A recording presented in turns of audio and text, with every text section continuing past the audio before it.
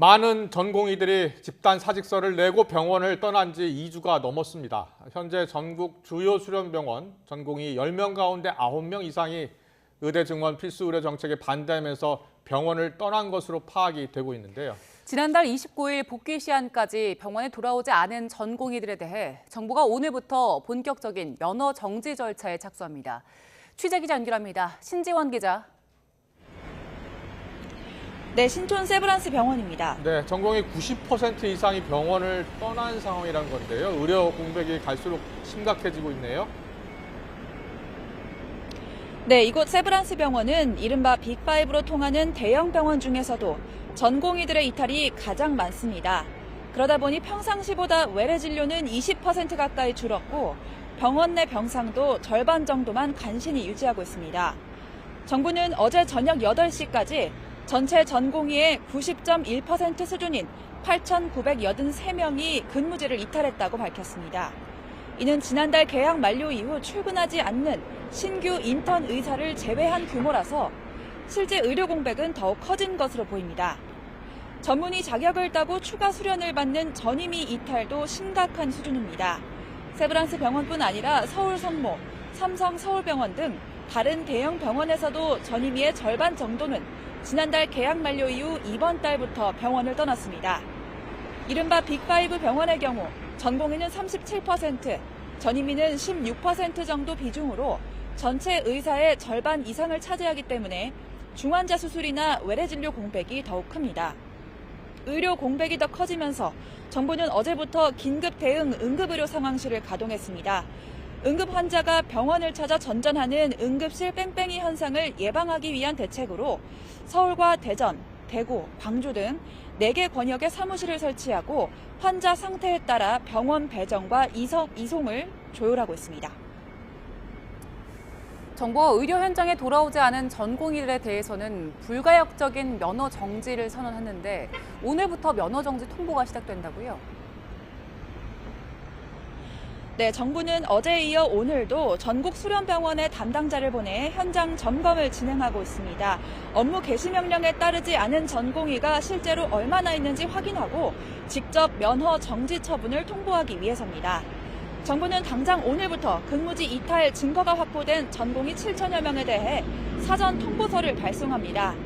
사전 통보 뒤에는 해당 전공의의 의견을 청취한 뒤 3개월 이상의 면허 정지와 형사 고발 절차를 진행합니다. 특히 지난 2020년 의료 파업 때와 달리 이번에는 어떤 구제 절차도 없다고 강조했습니다. 지금까지 세브란스 병원에서 YTN 신지원입니다. 네, 계속해서 지역 의료 현장으로 가보겠습니다. 정부의 의대 증원에 반발하는 전공의들의 집단 행동이 들어간 지 이제 보름째를 맞고 있습니다. 네, 지역에서도 의료 현장을 떠난 전공의 대부분이 여전히 돌아오지 않고 있어서 의료 공백은 계속되고 있습니다. 현장 취재기자 연결합니다. 임형준 기자. 네, 양산 부산대병원에 나와 있습니다. 네, 양산 부산대병원 지역 의료 지금 상황은 어떻습니까? 네, 양산 부산대병원은 경남에 있는 상급 종합병원 3곳 가운데 하나인데요. 지역의 대형 병원답게 오후에도 병원을 찾는 환자와 보호자 발길이 이어지고 있습니다. 제가 나와 있는 양산 부산대병원에서는 전공의 163명 가운데 130명이 집단행동을 이어나가고 있습니다. 앞서 지난주에 25명이 복귀 의사를 밝혔지만 계약이 끝나는 전공의들인 것으로 드러났습니다. 경남 지역 다른 병원도 상황은 비슷한데요. 현재까지 경상국립대병원은 122명, 삼성창원병원 71명, 창원 경상대병원 19명이 의료 현장으로 돌아오지 않고 있습니다. 일부 병원에선 전임의와 교수들이 순번을 정해서 근무를 서는 곳도 있는 것으로 확인됐습니다. 전공의들이 이탈하면서 병상을 운영하는 데도 어려움이 생기고 있습니다. 양산 부산대병원과 부산대병원 본원의 경우 병상 가동률은 50%대 정도입니다. 진주시에 있는 경상국립대병원은 병상 가동률이 40%대 수준인 것으로 확인됐습니다. 네, 경남 지역에서도 의대 정원 신청이 끝난 겁니까? 네, 경남에서 유일하게 의대가 있는 경상국립대는 현재 76명인 정원 200명으로 늘 계획입니다. 하지만 의대 측은 의료계의 의대 증원 반대에 대한 합의가 되지 않은 채 대학 차원에서 증원 신청을 하는 건 적절하지 않다면서 반대한다는 의견을 대학에 전달한 것으로 확인됐습니다. 예비 인턴들도 의대 증원 반대의 뜻을 함께하고 있는데요. 경상국립대병원에서 이번 달부터 근무할 예정이던 예비 인턴 40명 전원이 임용을 포기한 것으로 나타났습니다. 양산 부산대병원에서도 예비 인턴 38명 모두 임용 의사를 접었습니다. 경남 지역 의료계에서도 정부가 추진하는 의대 증원을 반대한다는 뜻을 밝혔습니다. 경상남도 의사회는 어제 기자회견을 열고 급작스러운 대규모 증원은 의대 교육과 전공의 수련 과정 부실로 이어진다며 필수 의료를 담당할 수 있는 의사들을 배출하기엔 역부족일 수밖에 없다고 주장했습니다. 의대 정원을 둘러싼 정부와 의료계의 강대강 대치가 장기화하면서 지역민들의 피로도는 갈수록 심해질 것으로 보입니다. 지금까지 양산 부산대병원에서 YTN 임영준입니다. 네, 부산 경남 지역 의대 증원 관련한 소식을 조금 전에 전해드렸는데요. 정부가 어제 전국 의과대학을 상대로 의대 정원 수요 조사를 마감했습니다. 전국 40개 의대에서 지난해 1차 조사 때보다 훨씬 많은 3,400여 명이 신청한 걸로 나타났습니다. 취재 기자 연결합니다. 김혜은 기자. 네, 사회정책부입니다. 네, 이 증원 신청 규모가 예상보다 매우 높은데요. 수도권보다 비수도권에서 많이 신청했다고요? 네, 그렇습니다. 정부가 어제 의대 정원 신청을 마감한 결과 40개 의대가 모두 증원을 신청해서 3,401명으로 집계됐습니다.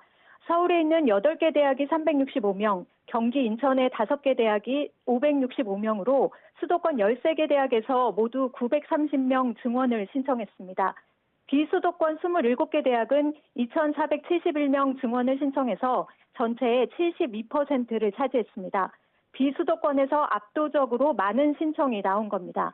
정부가 지난해 11월 조사한 증원 규모는 2,100명에서 2,800여 명 수준이었는데 이를 훨씬 뛰어넘는 수치입니다. 일부 의과대학에서 증원 규모에 반대했지만 대학 총장들이 적극적으로 증원 숫자를 늘린 것으로 해석됩니다. 정부가 증원을 신청하지 않은 대학에는 배정하지 않겠다고 미리 선언한 점 등이 원인으로 꼽힙니다. 정부는 이번 신청 결과로 내년에 당장 늘릴 수 있는 규모가 2,000명을 훨씬 넘는다는 점을 재확인했다고 밝혔습니다. 특히 비수도권 대학의 증원 신청 비율이 72%로 지역 필수 의료 강화에 대한 지역의 강력한 희망을 표시한 걸로 풀이하고 있습니다. 일부 의과대학에서 증원 신청에 대한 반발도 거세게 이어지고 있지만 정부는 정원 배정위원회를 구성해서 이달 안에 배정 절차를 마무리할 계획입니다. 지금까지 사회정책부에서 전해드렸습니다. 전공의들의 병원 이탈로 진료 차질이 이어지자 중증질환 환자 단체들이 진통제로 겨우 연명하고 있다며 병원 복귀를 촉구했습니다. 암환자 권익협의회 등 7개 단체가 모인 중증질환연합회는 호소문을 통해 의료 공백 속에 중증 환자들은 긴장과 고통으로 피가 마르고 잠을 못 이루고 있다고 호소했습니다. 연합회는 의료계는 나 몰라라 하며 의료 현장을 떠났고 정부가 준비한 대책은 전혀 도움이 되지 않는다고 비판했습니다. 이어 2주째 항암이 미뤄지고 응급이 아니라는 이유로 수술이 미뤄지고 있다며 의사의 본분에 맞게 병원으로 돌아와 달라고 덧붙였습니다. 북한이 어제부터 진행한 한미연합연습에 반발하면서 응분의 대가를 치를 것이라고 경고했습니다. 이어 한반도 내에서의 군사활동을 계속해 나갈 거라고도 강조했습니다. 취재기자 연결합니다. 최민기 기자. 네, 국방부입니다. 네, 북한이 국방성 명의의 담화를 발표했죠. 어떤 내용이 담겼습니까? 예, 북한 국방성은 오늘 조선중앙통신을 통해 공개한 대변인 담화에서 한미연합연습을 두고 전쟁 연습이다 이렇게 반발했습니다. 먼저 미국과 대한민국의 정전 상태 지역의 정세의 예측 불가능성을 증폭시키는 도발적인 대규모 합동 군사 연습을 또다시 개시했다고 밝혔습니다. 북한은 한 점의 불꽃으로도 핵전쟁을 일으킬 수 있는 발화 조건이 성숙된 조선반도 지역이라고 경고했는데요. 이어 연합연습을 중지할 것을 엄중히 경고한다며 그릇된 선택이 응분의 대가를 치르게 될 것이라고 주장했습니다. 그러면서 조선반도 지역의 불안정한 안보 환경을 강력히 통제하기 위한 군사활동을 계속해 나갈 것이라고 강조하기도 했습니다. 이 같은 북한 국방성 담화는 이후 미사일 시험 발사와 같은 군사도발에 명분을 쌓기 위한 것으로도 보입니다. 한미는 어제부터 연합연습, 자유의 방패를 북한의 군사적 도발에 대한 대비와 핵 위협 무력화에 초점을 맞춰 시작했고 오는 14일까지 진행합니다. 한미는 이번 연습 기간 지상과 해상, 공중에서 다양한 야외 기동 훈련을 확대 시행하는데요. 이달 중 실시되는 한미연합 야외 기동 훈련은 48회로 지난해 같은 기간 대비 2배 이상으로 늘었습니다. 오늘도 한미는 계속해서 연합연습을 이어가는데요. 이번 한미 연합연습을 빌미로 북한이 도발을 재개할 수 있다는 관측이 군 안팎에서 나오고 있습니다. 북한은 지난해 후반기 한미 연합연습 기간에도 정찰 위성을 탑재한 천리마 1형의 발사를 시도하고 단거리 탄도미사일을 쏘며 도발을 감행하기도 했습니다. 신원식 국방부 장관도 이와 관련해 어제 북한이 유리한 전략 환경을 조성하기 위해 이번 한미 연습 기간 다양한 도발에 나설 수 있다고 무게를 실었습니다. 지금까지 국방부에서 YTN 최민기입니다. 국민의힘이 현역 의원 2명을 추가로 컷오프하고 민주당 출신의 김영주 의원과 박민식 전 국가보훈부 장관을 전략 공천하는 내용의 공천 심사 결과를 발표했습니다. 민주당에서는 임종석 전 대통령 비서실장이 공천 배제 결정을 수용했지만 홍영표 의원 등은 여전히 거취를 고심하고 있습니다. 취재기자 연결합니다. 나혜인 기자. 네, 국회입니다. 먼저 아침에 발표된 국민의힘 공천 발표 내용부터 정리해 주시죠. 네, 국민의힘 공천관리위는 오늘 오전 지역구 4곳의 후보를 추가로 의결하고 4개 선거구에선 경선을 치르겠다고 발표했습니다. 강세 지역인 서울 서초 을의 현역 박성중 의원 대신 신동욱 전 TV조선 앵커를 단수 공천했습니다. 이 지역에는 박 의원과 비례대표 지성호 의원이 공천을 신청했는데 다른 후보가 선정이 됐습니다. 정영환 공천관리위원장은 이 가운데 박성중 의원은 수도권 다른 지역에 출마 의사를 밝혔다고 전했습니다.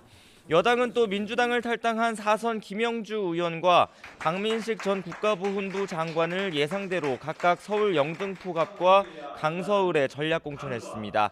4선 이명수 의원이 불출마를 선언한 충남 아산갑에는 김영석 전 해양수산부 장관이 단수 공천됐습니다. 이로써 전국 지역구 254곳 가운데 204곳에서 여당 후보가 확정됐습니다.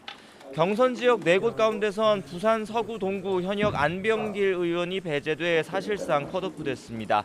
불출마를 선언하거나 공천을 포기한 의원 빼고 지금까지 현역은 12명이 탈락했습니다. 여당은 나머지 지역의 공천 방식 역시 이번 주 목요일인 모레까지는 결론을 낸다는 방침입니다. 지금은 추가 회의를 열고 서울 강남과 영남 일부 강세 지역을 대상으로 국민 추천 공천제를 도입하는 방안을 논의하고 있습니다. 어제 충남 천안을 시작으로 격전지 표심 공략에 나선 한동훈 비대위원장은 오늘 충북 청주 일대를 누비며 지지를 호소하고 있습니다. 네, 계속해서 민주당 공천 진행 상황도 정리해 주시죠.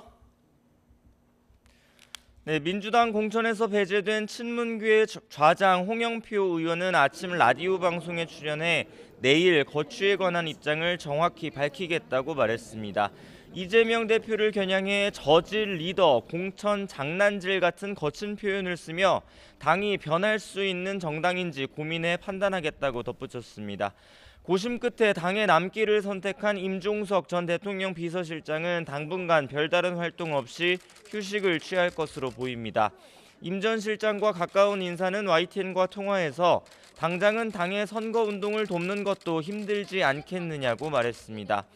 김근태계로 분류되는 기동민 의원 역시 오전 기자회견에서 공천 배제가 부당해도 당에 남겠다는 의사를 밝혔지만 내홍의 불씨는 여전해 보입니다. 특히 전남 순천 광양 곡성 구례을 지역에서 현역 서동용 의원이 컷오프되고 권양엽 전 청와대 비서관이 전략 공천된 것을 두고 잡음이 일고 있습니다. 지난 대선 당시 이재명 대표 배우자인 김혜경 씨를 보좌했던 인물이라 사천이 아니냐는 논란이 불거진 건데 민주당은 공식 입장을 내고 강하게 반발했습니다. 권 후보는 이 대표 배우자와 아무 인연이 없고 직함만 있었을 뿐 비서도 아니었다며 사천이란 주장은 악의적 왜곡이자 명예훼손이란 겁니다. 서영교 최고위원 역시 오전 비공개 지도부 회의가 끝난 뒤 황당무계한 허위사실을 유포하면 법적 대응하겠다고 목소리를 높였습니다. 공천이 마무리 국면에 접어들자 지도부 차원에서 파열음을 최소화하려는 것으로 보입니다. 이재명 대표는 어제부터 격전지를 찾아 본격적인 총선 지원 행보에 돌입했습니다. 어제 서울 종로에 이어서 오늘은 탈당한 김영주 의원의 지역구인 서울 영등포 갑을 찾아 표심 잡기에 나섰습니다. 지금까지 국회에서 전해드렸습니다. 윤석열 대통령이 경기도 광명에서 청년의 힘으로 도약하는 대한민국을 주제로 17번째 민생 토론회를 엽니다. 네, 오늘 토론회에는 청년들이 참석하는데요. 현장으로 가보겠습니다. 아주 민생 토론회를 열고 국민들의 생활 속의 이 민생을 챙기고 있습니다마는 오늘은 400여 명이 넘는 청년들과 또 13개 정부 부처가 이 자리에 함께했습니다. 지금까지 해온 민생 토론회 중에서 가장 활력이 넘치고 나라의 미래인 청년들을 위해 정부가 모든 힘을 쏟겠다는 의지를 확인시키는 자리라고 하겠습니다. 우리 청년들의 어려움을 해결하고 또 청년의 힘으로 도약하는 대한민국을 만드는 좋은 토론의 장이 됐으면 합니다. 흔히 지금 우리 청년들을 단군 이래 최고의 스펙이라고 합니다.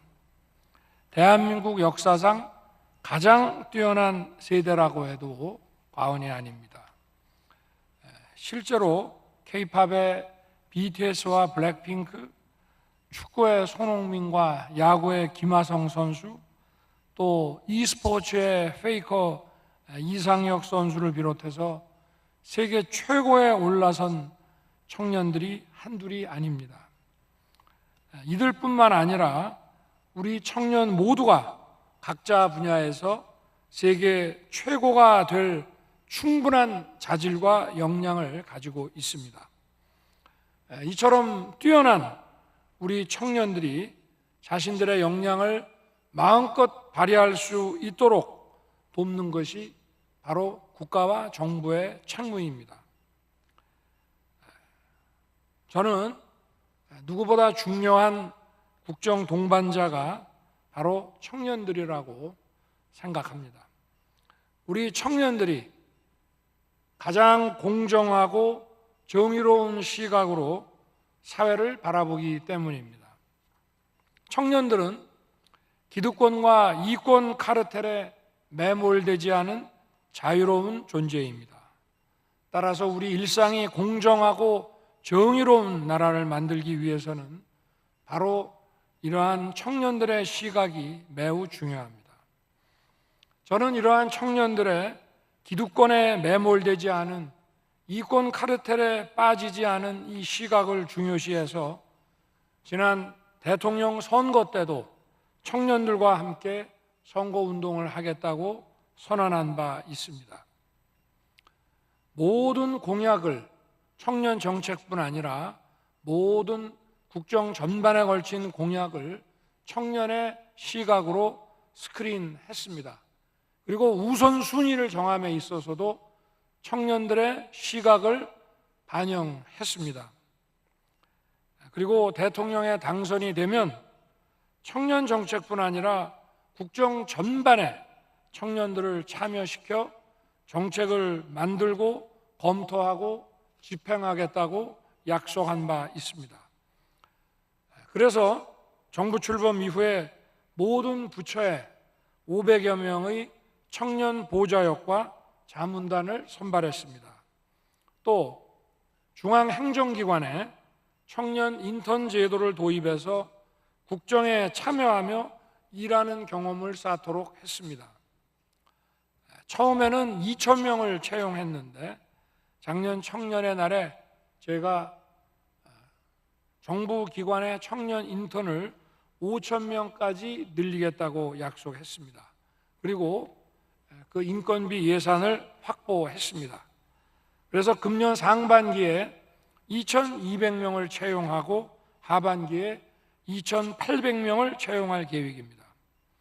아울러 모든 정부위원회에 청년들을 참여시켰고 올해는 전국 지방자치단체 위원회까지 청년의 참여를 확대시킬 계획입니다. 앞으로 청년들의 국정 참여를 더욱 확대해서 청년들과 함께 이 나라의 미래를 만들어 가겠습니다.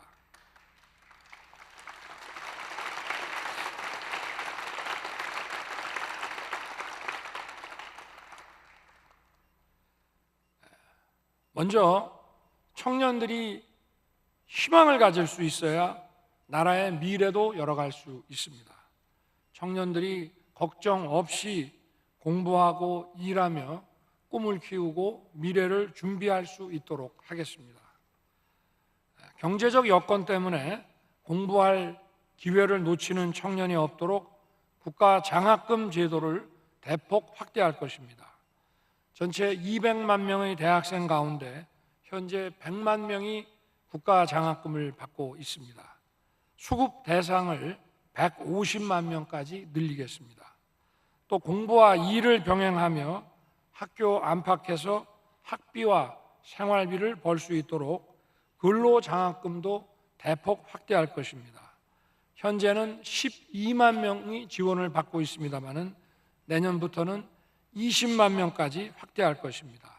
또 주거장학금을 신설해서 연간 240만 원까지 지원할 것입니다. 청년의 미래를 위해 목돈을 모을 수 있는 기회도 늘리겠습니다.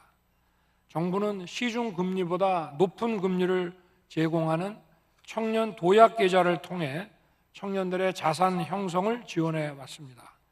가입 기간이 5년인 청년 도약계좌를 3년만 유지해도 정부가 지원하도록 해서 청년들의 자금 활용도를 높이고 더 많은 청년들에게 자산 형성의 기회를 제공할 것입니다.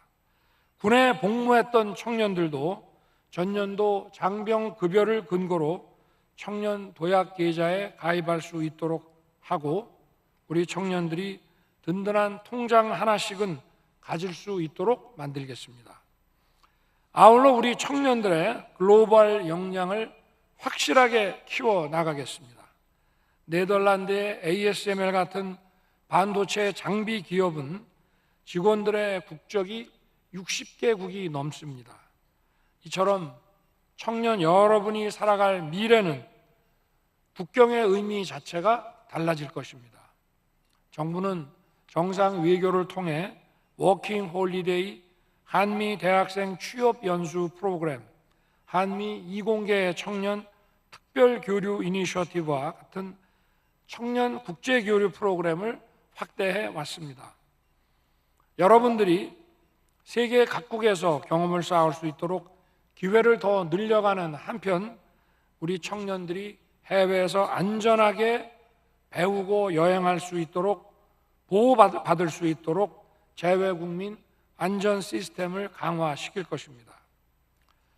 청년들의 삶의 한 부분인 건강과 스포츠도 소홀함 없이 챙길 것입니다. 지난 대선 과정에서 저는 생활체육시설 소득 공제를 약속드린 바 있습니다. 운동을 하고 싶은데 경제적 이유로 이를 포기하는 국민이 없도록 수영장, 헬스시설 이용료 등에 대한 문화비 소득 공제를 적용하겠습니다. 청년들의 신체 건강뿐만이 아니라 마음 건강도 챙기고 지원할 것입니다. 저는 작년 12월 국민의 정신 건강을 국가 차원에서 챙기겠다고 말씀드렸습니다. 청년들이 비용 부담 때문에 마음 건강을 위한 상담과 치료를 받는데 주저하고 있습니다. 청년들이 필요한 때 어려움 없이 상담과 진료 서비스를 받을 수 있도록 충분히 지원하겠습니다. 또 어려움을 겪는 청년 양육자들을 지금보다 더 두텁게 지원할 것입니다. 홀로 아이를 키우는 한부모 가정이 많이 늘었습니다.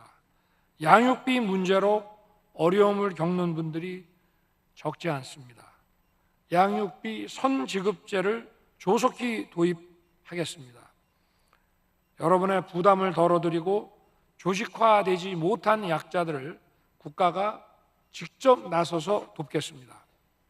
아울러 기업이 근로자에게 지급하는 출산지원금은 전액 비과세하여 기업의 부담을 덜어주고 더 많은 근로자들이 혜택을 받을 수 있게 할 것입니다.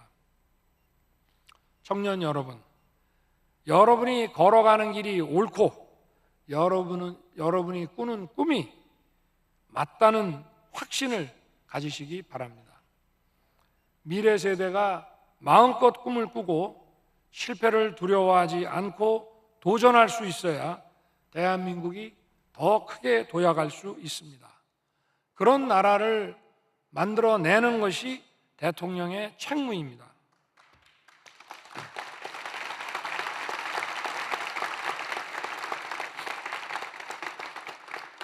오늘 청년 여러분의 고민과 어려움을 가감없이 말씀해 주시기 바랍니다. 또 여러분이 정부에 대해 기대하고 바라는 것이 있으면 거침없이 얘기해 주시기 바랍니다. 제가 여러분의 든든한 후원자가 되겠습니다. 감사합니다. 대통령님.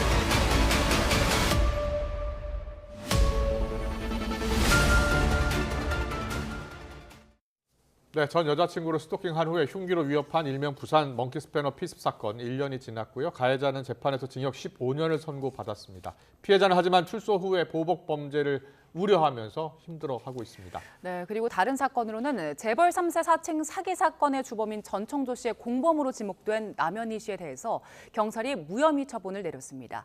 사건 사고들 임주혜 변호사와 함께 짚어보겠습니다. 어서 오세요. 네, 안녕하세요. 안녕하세요. 어서 오십시오.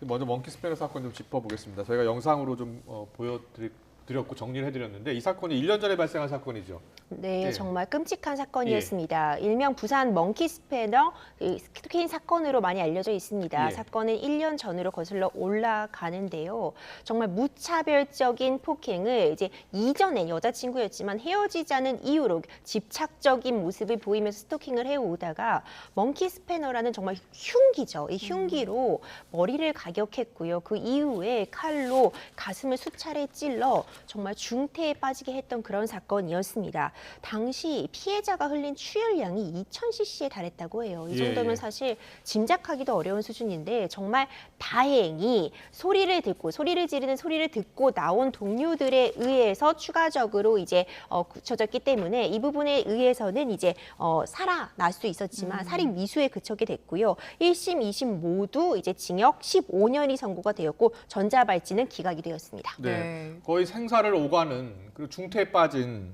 피해자가 있는데 징역 15년 너무 약한 거 아닌가요? 그렇습니다. 예. 이 징역 15년, 그러니까 1심과 2심에서 모두 징역 15년을 받은 상태입니다. 대법원 판단을 남겨두고 있지만 사실상 이 양형 부분이 달라질 가능성은 높지 않다고 봐야 되거든요. 왜 징역 15년인가 많은 분들이 너무 약한 처벌 아니냐 예. 이렇게 생각하실 수는 충분히 있을 것 같아요. 좀 살펴보자면 지금 문제가 되고 있는 혐의는 일단 크게 살인 미수입니다.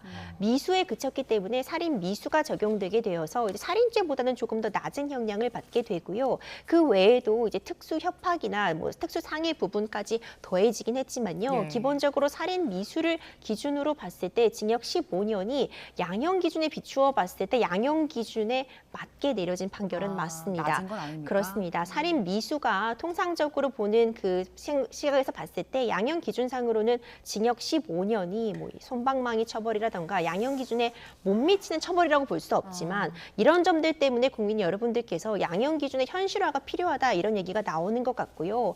징역 15년 살인 미수라는 사정이 사실상 어떤 가해자의 자의로 멈춘 것이 아니라 어떻게 보면은 직장 동료가 이런 비명 소리를 듣고 나와서 신고를 하고 이런 제지 과정이 있었기 때문에 미수에 그친 거 아니냐 이런 얘기도 피해자가 하고 있었거든요. 예. 이런 점들이 반영되어서 결국 징역 15년이 지금 항소심에서 선고가 되었고 피해자 입장에서는 15년이 흘러도 가해자의 나이가 50살이 채 되지 않습니다. 네. 그렇다 보니 그 이후에 재범의 우려, 보복의 우려 때문에 지금 제대로 일상생활을 영위할 수 없다. 이 몸의 상처도 상처지만 이런 정신적인 두려움이 정말 크다는 피해를 호소하고 있는 상황입니다. 네. 네. 접근 금지 명령도 내려진 상태였는데 이런 피해를 봤습니다. 지금 검찰에서는 20년 구형을 한 건데 뭐 양형 기준에는 맞다고 하지만 그렇죠. 15년 그러니까 검찰의 구형보다는 5년이 감형된 거잖아요. 감경한 그 이유는 뭡니까? 네, 정말 안타깝죠. 검찰에서는 일단 기본적으로 징역 20년을 일단 선고를 하긴 했었는데요. 구형을 했었지만 최종적으로는 15년이 선고가 되었습니다. 여러 가지 요소들이 당연히 참작이 되었겠죠. 일단 정말 다행스럽게도 미수에 그쳤다는 점이 가장 크게 작용했을 것이라고 보고요. 네. 어쨌든 살인이 이루어진 것과 살인 미수에는 결과에 있어서 큰 차이가 있기 때문에 예, 이런 예. 부분이 반영이 된 것 같고요. 그리고 이제 이 가해자의 보호자들 측에서도 굉장히 선처를 구하면서 앞으로 자신은 이런 일이 일어나지 않도록 최선을 다해서 뭐 가해자가 추후에라도 어떤 치료 같은 것을 받겠다 이런 부분에 탄원서 등도 제출되었다는 얘기들이 나오고 있는데 네. 사실 피해자들 입장에서는 너무나 황당한 그런 주장일 것 같고요. 네. 하지만 결과적으로 어쨌든 미수였다는 사정이 가장 중요하게 고려가 되어서 구형에는 못 미치는 15년이 선고됐다고 볼 수 있을 것 네, 같습니다. 지금 피해자 인터뷰를 보니까 본인이 사망을 했더라면 미수에 그치지 않았을 텐데 하면서 안타까워하더라고요. 자, 피해자인 전 여자친구가 사건 발생 전부터 가해자 부모와 또 경찰에 도움을 요청했지만 보호를 받지 못했다 이렇게 전해지고 있는데요. 피해자가 기억하는 당시 상황 먼저 듣고 오겠습니다. 사건 당일에도 2차례나 찾아왔었고 너 또 경찰에 신고했더라. 나는 경찰이랑 법다이 무섭지 않다 라면서 위협을 했던 사람이거든요. 그렇게 가해자는 계속해서 저한테 거부당하고 오히려 스토킹 범죄로 신고를 당해서 조사를 받게 되었죠. 그러니까 본인이 조사를 받던 중에 제가 제 담당 경찰관에게 재차 신고하는 전화를 바로 앞에서 목격을 한 거예요. 네네. 그래서 그 가해자가 화가 나 그때 앙심을 품고 저를 살해하기로 마음을 먹었다 하더라고요. 조사 끝나고 나서 이제 경찰서 앞에 숨겨뒀던 흉기들을 다시 챙겨놔서 그 길로 바로 제 직장에 와서 범행을 저지른 것인데 제가 살아있는 게 불행이라고 생각이 들었어요. 14년이 지나고 나면은 보호관찰 말고는 제가 법적으로 보호받을 수 없기 때문에 저는 그때 다시 그 사람 손에 죽을 것 같은 시한부 인생이라고밖에 생각이 안 드는 거죠. 네, 지금 피해자 입장에서는 일단 그 보호 조치를 제대로 받지 못한 것 같아요. 본인이 신고할 때 이미 조사를 받고 있었다는 거 아니에요? 좀 그렇죠. 더 적극적으로 좀 보호 조치가 있었어야 되는 거 아닌가요? 이 부분이 가장 안타까운 지점이라고 말씀드릴 수 있을 예. 것 같습니다. 이 사건이 일어난 당시에도요, 가해자에게 접근 금지 명령이 내려진 상태였습니다. 예. 이전에도 이렇게 수차례 폭력적인 성향을 보여왔기 때문에 경찰에 신고도 했었고요. 그 과정에서 가해자가 조사를 받기도 했다고 합니다.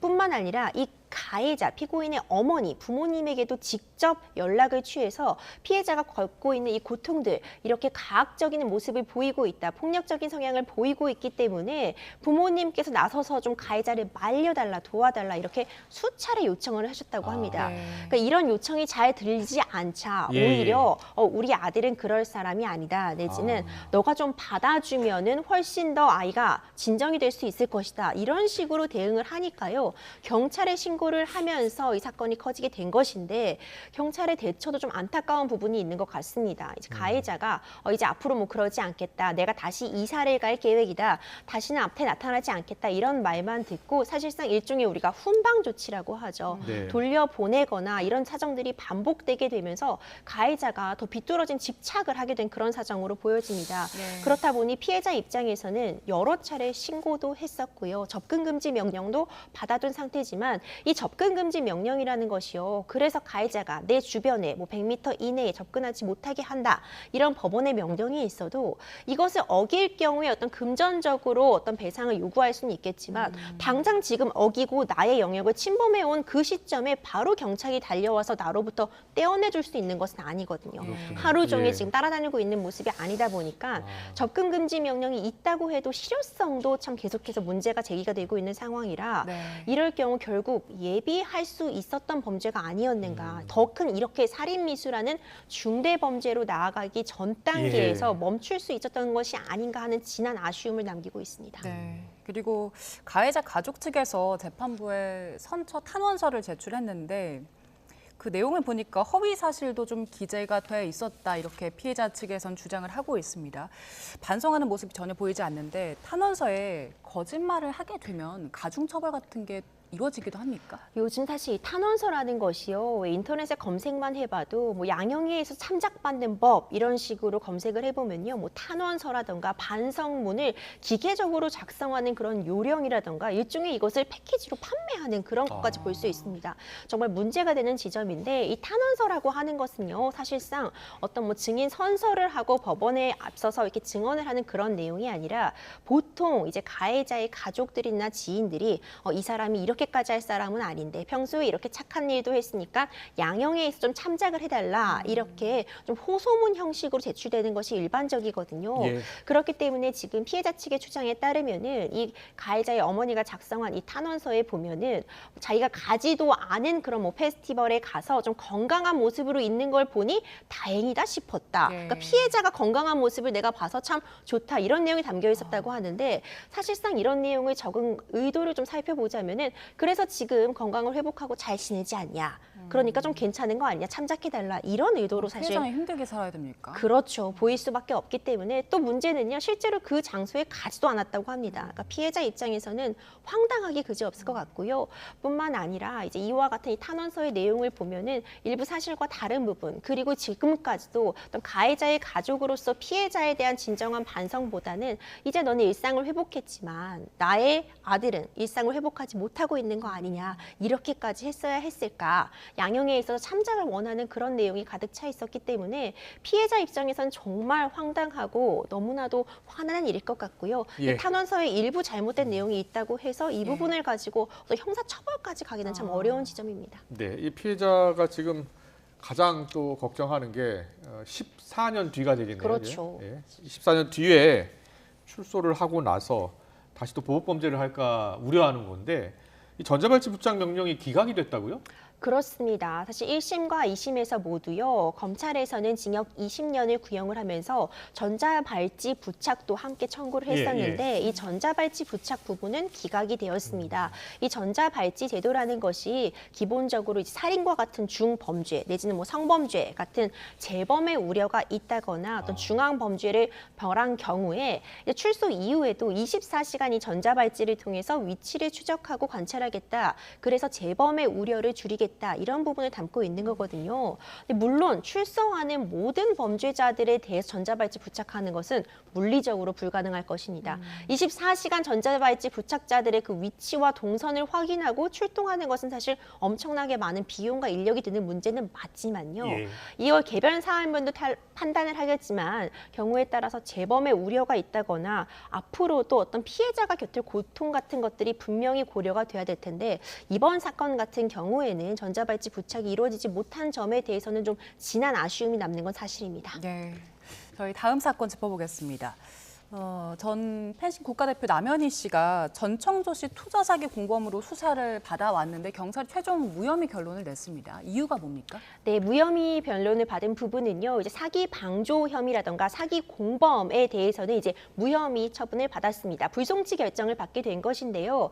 이 결정의 배경을 보자면은 사기죄를 공모했다는 그러니까 함께 어떤 이렇게 사기를 공모하고 이런 범행을 같이 모의하고 투자금을 함께 착복한 그런 그런 혐의점이 증거로서 발견되지 못했다고 이해를 하시면 될 것 같습니다. 예. 이 전총조 씨는 지금 1심에서 특정병죄 가중처벌법상 사기 혐의로요. 징역 12년 선고받고 있거든요. 예. 항소심도 진행 예정이지만 이와 관련해서 그러니까 사기를 같이 했다는, 또 사기를 공모하고 내지는 사기를 알고 있음에도 용이하게 도왔다는 그런 혐의를 남현희 씨도 받고 있었는데 예. 이 부분에 관련해서 전혀 증거가 없다, 무혐의 처분을 받았습니다. 그렇군요. 남현희 씨 변호사가 100건이 넘는 증거를 제출했다고 하는데 주로 어떤 증거를 제출했을까요? 그렇죠. 일단 일정 기간 동안은 이 예. 전총도 씨와 남현희 씨가 연인 관계였기 때문에요. 이 둘 사이에 많은 대화가 있었을 겁니다. 전화 통화 녹음도 있을 수 있고요. 뭐 예. 문자 메시지라던가 뭐 SNS 대화 내역 등 굉장히 방대한 자료가 남아 있을 수밖에 없는 상황이었거든요. 예.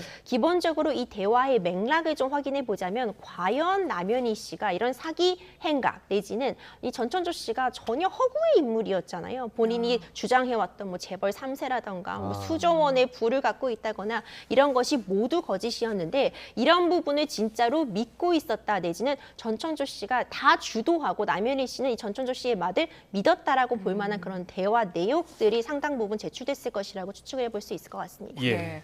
일단 그 사기 공범 혐의에서는 무혐의 결론이 났지만 민사 소송이 지금 남아 있잖아요. 이건 소송에도 영향을 좀 미칠까요? 그렇습니다. 일단 경찰이 무혐의 처분을 받았기 때문에요. 사기죄에 있어서 남현희 씨가 큰 짐을 덜은 것은 맞습니다. 만약 사기죄에서 유죄로 인정이 되었다면 민사배상 책임을 피할 길은 없어 보이거든요. 그러니까 사기죄가 인정이 되었다면 여기서 형사재판에서 쓰인 증거들이 그대로 민사소송으로 가져올 수 있기 때문에 이런 부분이 만약 인정이 되었다면 민사소송이 훨씬 용이하게 진행될 수는 있었겠지만 기본적으로 민사배상 책임에 대해서는 여전히 다툴 여지는 충분히 있을 수는 있거든요.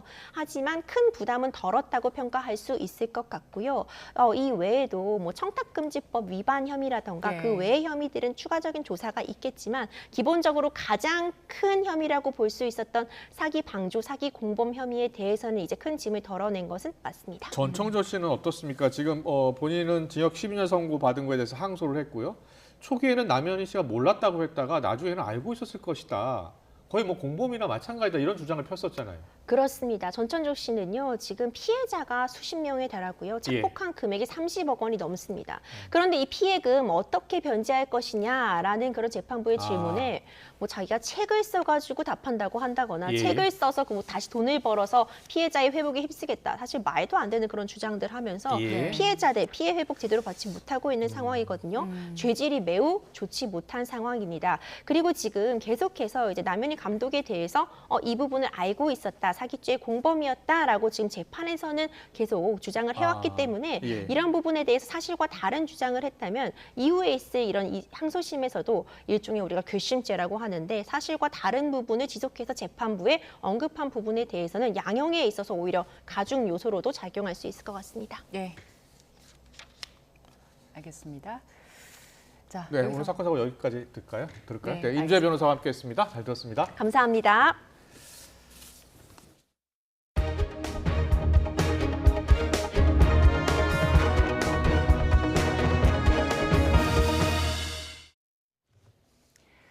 비트코인 가격이 오늘 원화 시장에서 9,600만 원대를 돌파하며 기존 최고가를 넘어서며 1억 원대를 눈앞에 뒀습니다. 국내 가상자산 거래소 업비트에서 오늘 오전 10시 52분 기준 한 개 비트코인 가격은 9,700만 원 선을 찍으며 사상 최고가를 기록했습니다. 어제 9천만 원 전고점을 넘어선 지 하루 만에 다시 한번 최고가를 갈아치운 셈입니다. 빗썸에서도 오늘 오전 10시 55분 기준 9,686만 원까지 오르면서 사상 최고 기록을 경신했습니다. 최근 일본 니케이 지수가 고공행진을 이어가는 것과 관련해 금융시장 일각에서 반도체 버블이란 지적이 나오고 있다고 아사히 신문 등 현지 언론이 보도했습니다. 아사히 신문은 니케이 지수 급등과 관련해 인공지능 붐과 일본, 미국 금융 정책에 대한 기대감이 맞물려 반도체 관련 주식에 매수세가 집중됐다고 짚었습니다. 니케이 종가 기준 처음으로 4만 선을 넘어선 어제 반도체 제조 장비 기업인 도쿄 일렉트론의 주가는 직전 거래일 대비 2.37% 올랐고 반도체 검사 장비를 제작하는 어드반테스 주가는 3.66% 뛰었습니다. 지난해 1인당 국민 총소득이 1년 만에 반등했습니다. 원달러 환율이 안정세를 보이면서 재작년 타이완에 역전당했던 순위도 다시 회복했습니다. 이형원 기자입니다. 재작년 원달러 환율 상승으로 급감했던 1인당 국민 총소득이 반등했습니다. 1년 만에 2.6% 늘며 33,745달러로 집계됐습니다. 원화로는 4,405만 원으로 3.7% 늘었습니다. 원달러 환율이 2023년 같은 게 안정세를 보인 가운데 명목 GNI가 3.9% 성장하면서 전년보다 2.6% 증가한 재작년 타이완에 역전당했던 순위도 환율 덕분에 가까스로 회복했습니다. 타이완의 지난해 1인당 국민 총소득은 33,299달러로 우리보다 낮았습니다. 명목 GNI 상승폭은 우리와 같았지만 환율 약세가 컸던 영향으로 분석됩니다.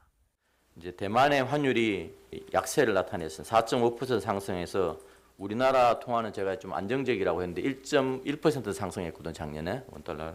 그것보다 상승폭이 더 큰데다는 것입니다. 지난해 우리 경제는 1.4% 성장에 그쳤습니다. 건설과 설비 투자는 늘었지만 민간과 정부 소비가 줄고 수출과 수입 증가폭이 축소됐기 때문입니다. 올해 1분기 상황도 녹록지는 않습니다. 한은은 민간 소비 회복세가 더디고 건설 투자도 부진할 것으로 내다봤습니다. 다만 사회 간접 자본, SOC 예산 증가 등 정부의 인프라 투자 확대가 이런 부진을 완화할 수 있다고 설명했습니다. 특히 반도체를 중심으로 수출이 양호한 흐름을 이어가면서 내수 부진을 보완해 줄 것으로 전망했습니다. YTN 이영훈입니다.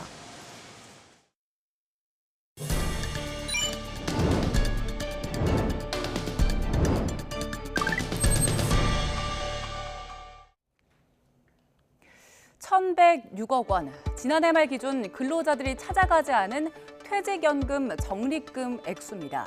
퇴직연금은 기업이 퇴직급여를 금융회사에 적립해서 기업이 문을 닫아도 근로자가 퇴직급여를 안전하게 찾아갈 수 있도록 한 장치인데요. 이런 내용을 몰라서 퇴직연금을 찾아가지 않은 근로자가 6만 8천여 명이 넘는 걸로 정부는 집계했습니다. 퇴직연금은 가입자가 신청을 해야 되는데 많은 분이 모르고 신청을 안 한 거죠. 나도 안 찾아간 돈이 있을까 헷갈리는 분들 계실 겁니다. 통합연금 포털에 내연금 조회 서비스를 통해서 내가 가입한 모든 퇴직연금의 적립금을 확인할 수 있는데요. 자, 보시는 것처럼 이런 식으로 내역을 볼 수 있습니다. 다만 당장은 어렵고요. 3일 뒤에야 정보 확인이 가능하다는 점 알아두시기 바랍니다. 이렇게 안 받은 퇴직연금이 있다면 해당 금융회사로 연락해서 필요한 서류를 제출하면 찾을 수 있고요. 물론 직장 폐업 등으로 퇴직연금을 못 받은 경우도 연금을 받을 수 있습니다. 최근 3년 동안 찾아가지 않은 퇴직연금 적립금 규모가 평균 1,177억 원에 달하는데요. 소중한 퇴직연금을 받지 못하면 아깝겠지요.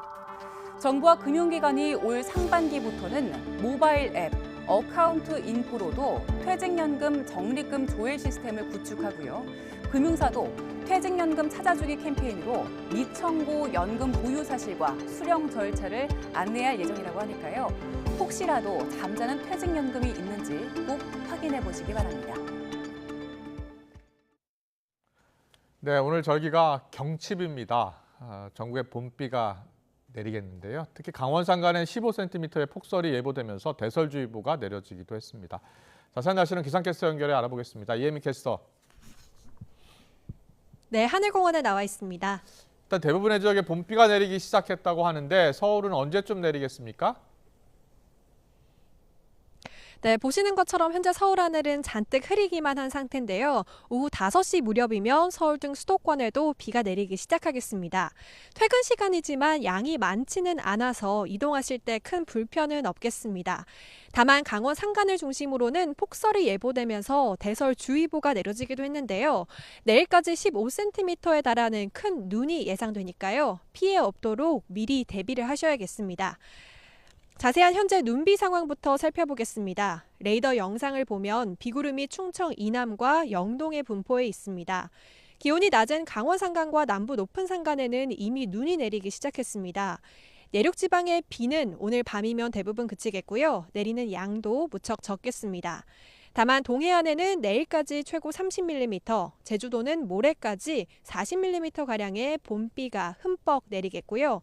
강원 산간에는 최고 15cm의 폭설이 쏟아지겠습니다. 이미 많은 눈이 쌓였기 때문에 시설물 피해에 주의해야겠고요. 교통안전에도 더욱 유의하시기 바랍니다. 비가 그친 뒤 기온은 내림세로 돌아서겠습니다. 내일 아침 기온은 오늘보다 2에서 3도가량 낮겠는데요. 서울이 2도, 대전 3도, 광주와 대구는 5도 예상됩니다. 낮 기온은 서울이 10도, 대전과 부산 11도로 오늘과 비슷하겠습니다. 내일 늦은 오후에는 남부 내륙에도 비가 살짝 내리겠고요. 모레는 강원과 충북 그리고 경북에 비나 눈이 예상됩니다. 이후에는 맑은 하늘을 되찾겠지만 서울 아침 기온이 영하권으로 떨어지는 등 다시 꽃샘추위가 찾아올 전망입니다. 남해안과 제주도를 중심으로는 순간풍속 초속 20m 안팎의 돌풍이 불겠습니다. 비와 함께 강한 바람이 부니까요. 시설물 피해 없도록 미리 점검하시는 게 좋겠습니다. 지금까지 YTN 이혜민입니다.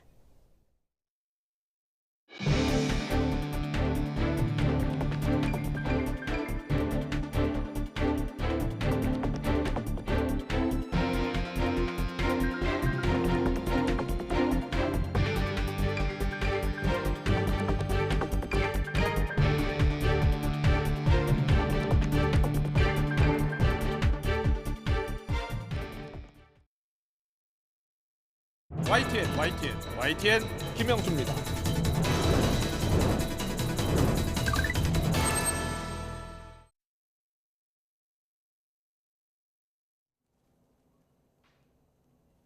네, 조국 전 법무부 장관. 오늘 조국혁신당의 대표가 된 후 처음 민주당의 이재명 대표를 만나러 국회를 찾았습니다. 영상을 좀 볼까요? 네, 저렇게 반갑게 악수를 했고요. 그리고 기자들 앞에서 이제 포즈를 취합니다. 네, 저렇게 포즈를 취했습니다.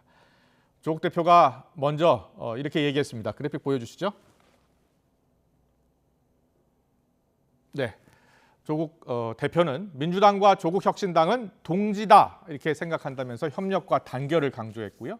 이재명 대표도 창당을 축하한다면서 윤석열 정권 심판을 위해 힘을 합치자라고 화답을 했습니다. 조국혁신당은 지역구에 후보를 내지 않고요. 비례정당으로만 출마를 할 것으로 전해지고 있습니다. 그런데 최근 비례정당, 비례대표 투표 정당을 묻는 이 KBS 한국 리서치 여론조사를 보니까요. 국민의힘이 추진하고 있는 비례정당의 32%, 민주당이 추진하는 범야권 통합비례정당의 23%, 그리고 조국신당의 9%로 나타났습니다.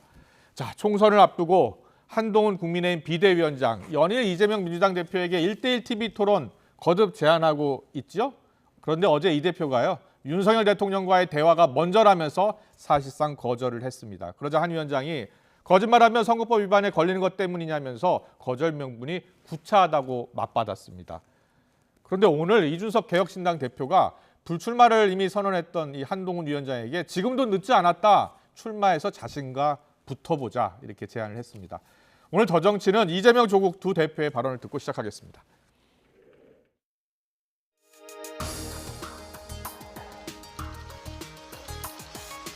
민주당과 조국혁신당은 현재 대한민국의 질곡을 함께 헤쳐나갈 동지라고 생각합니다.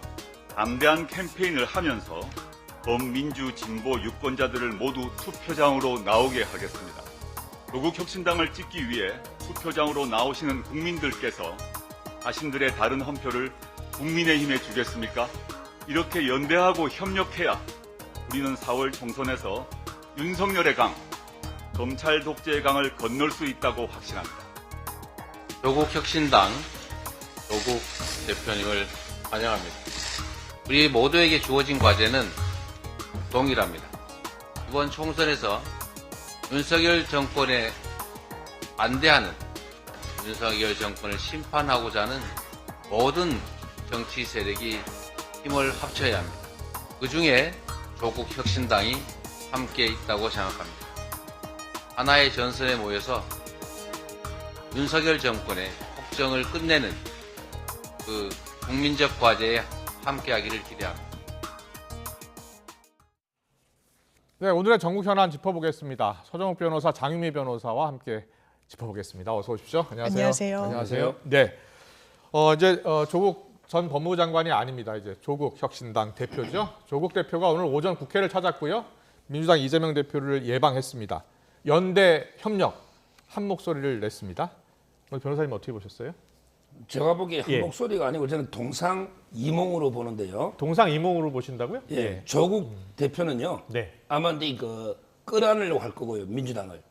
그다음에 이재명 대표는 거리두기 할 겁니다. 예. 왜냐하면 이제 이재명 대표 입장에서는 조국 혁신당이요. 네. 어차피 이게 비례에서 민주당을 뺏어간다고 볼 거예요. 뺏어간다. 서로 이게 제로섬 게임입니다. 예. 제로섬. 예. 어차피 이게 진보 진영 내 비례표를 가져간다. 네. 이러니까 근데 이재명 대표 입장에서는 상당히 거리두기 할 건데 네. 조국 대표는요. 예. 뭐냐면 이제 지역은 포기하는 거예요. 어차피 이게 비례 위주로 가잖아요. 예. 그러면 이제 민주당 지지자들한테 지역은 민주당 찍고 비례는 우리 조국 혁신당 찍어달라. 예. 이런 식으로 적극적으로 민주당 지지자의 구애를 하기 때문에 저는 끌어안기와 거리두기 이렇게 동상이몽이다. 동상이몽이다 이렇게 해석을 해주셨는데 장미 변호사도 그렇게 보세요? 아니 그렇지 않습니다. 저는 민주당의 보완제 역할을 할 것이라는 생각이 드는데요.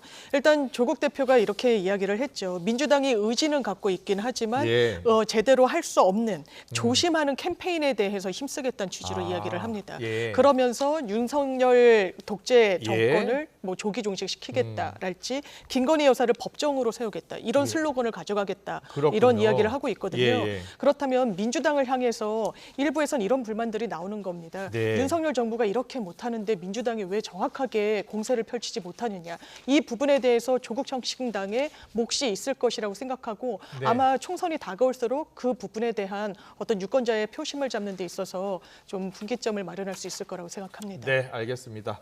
자, 이제 공천 작업이 거의 마무리 단계에 와 있는데요. 국민의힘이요. 당 강세 지역 가운데 일부 지역 총선 후보자를 국민으로부터 직접 추천받는 국민 추천제 논의 결과를 발표합니다. 현장으로 가보겠습니다. 라는 명칭을 부여했습니다. 그래서 우리 공관위는 국민 눈높이에 맞는 후보를 적극 발굴하도록 최선의 노력을 다하겠습니다. 국민 추천 프로젝트는 우리 일반적인 공천 원칙과 같이 도덕성, 사회 기여도, 면접 등 객관적인 기준을 바탕으로 합니다. 데이터 공천에 기초한다는 얘기입니다. 거기에 기초해가지고 심사 및 면접 절차를 투명하게 진행해 나가겠습니다. 이 국민추천 프로젝트는 다른 생각, 다양한 환경의 사람들이 모일 때 진짜 국민의 대표가 탄생할 수 있다는 것을 의미합니다. 그래서 국민 여러분의 많은 관심과 또 많은 신청을 기다리고 있겠습니다. 한편 우리 총 254개 선거구 중에 후보자를 확정하지 못한 24개 선거구에 대해서도 집중 논의를 했습니다. 그 결과 단수 추천 한 곳, 경선 한 곳, 우선 추천 6곳, 선거구명 변경에 따른 후보 재의결 2개를 추가해서 의결했습니다. 부산, 북구, 울은 추가 공모도 해야 됩니다. 그래서 그렇게 결정했습니다. 특히 부산에 관해서 말씀드리면 서병수 의원은 북구 갑으로 재의결해서 민주당의 전재수 의원과 경쟁하는 것으로 우선 추천했습니다. 김도욱 의원은 본인의 의사와 지역 상황, 공관위의 정무적 판단을 두루 고려해서 부산 강석으로 의결했습니다. 세부 내용을 말씀드리겠습니다. 국민 공천 세부 내용 말씀드리겠습니다.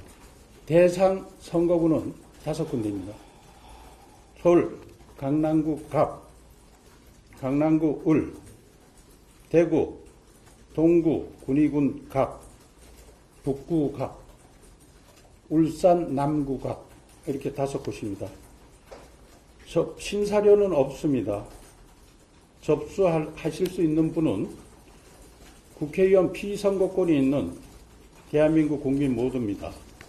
본인이 아니고 제3자 추천도 가능합니다. 추진 일정을 간단히 말씀드리겠습니다. 우리 국민의힘 당 홈페이지에 공고를 하는데 공고는 3월 6일서부터 7일입니다. 이틀간입니다. 그 다음에 온라인 접수, 메일 접수를 합니다. 그래서 공고 끝나고 3월 8일 금요일, 9일 토요일 양일간에 하니까 하실 분들은 빨리 잘 보시고 준비해 주시면 좋겠습니다. 이분들에 관해서도 면접을 보는데 접수하시는 분들이라든가 이런 걸 통해 가지고 추후에 일정을 말씀드리도록 하겠습니다.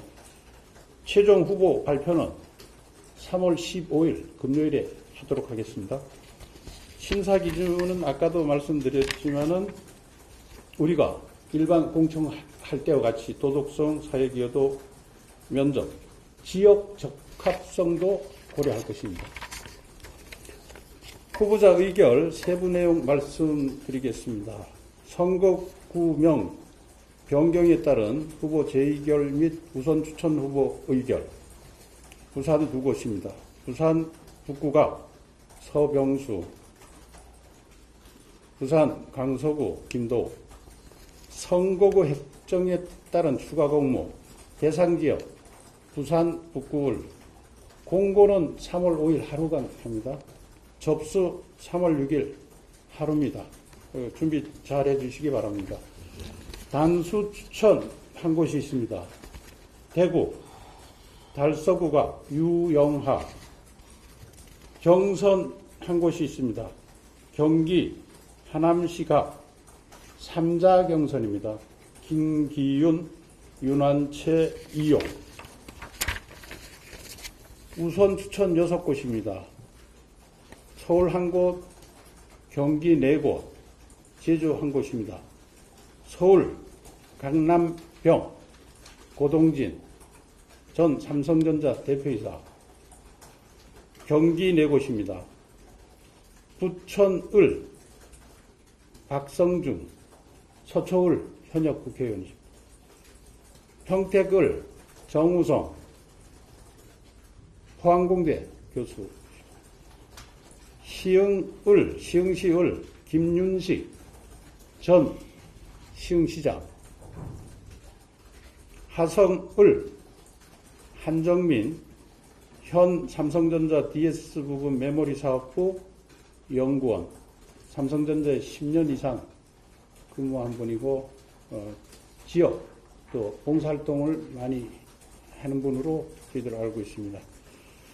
그 다음에 제주 한 곳, 제주갑 고강철 제주고시인데 보좌관 하고 계십니다.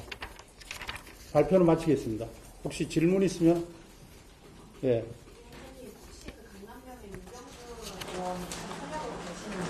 예. 지금 재배치 진행 중입니다. 예. 재배치 논의할 겁니다. 혹시 오늘 지금 그 1주가 공천 제재된 현역 위원님들 중에서 재배치 논의하시는 분이 이정진 의원이 많이 추가로 되고 있었습니다. 네. 답변 좀 들을까요? 별도로 없는 것 같은데. 이정진 외에는 예. 고려하고 있는 분은 없습니다. 예. 승인 없다는 지적이 주민추천제로 보완이 될 것이라고 생각합니다. 사실은 우리 흥미없이 이게 드라이하게 가는 것이 우리 공천의 주된 포인트입니다.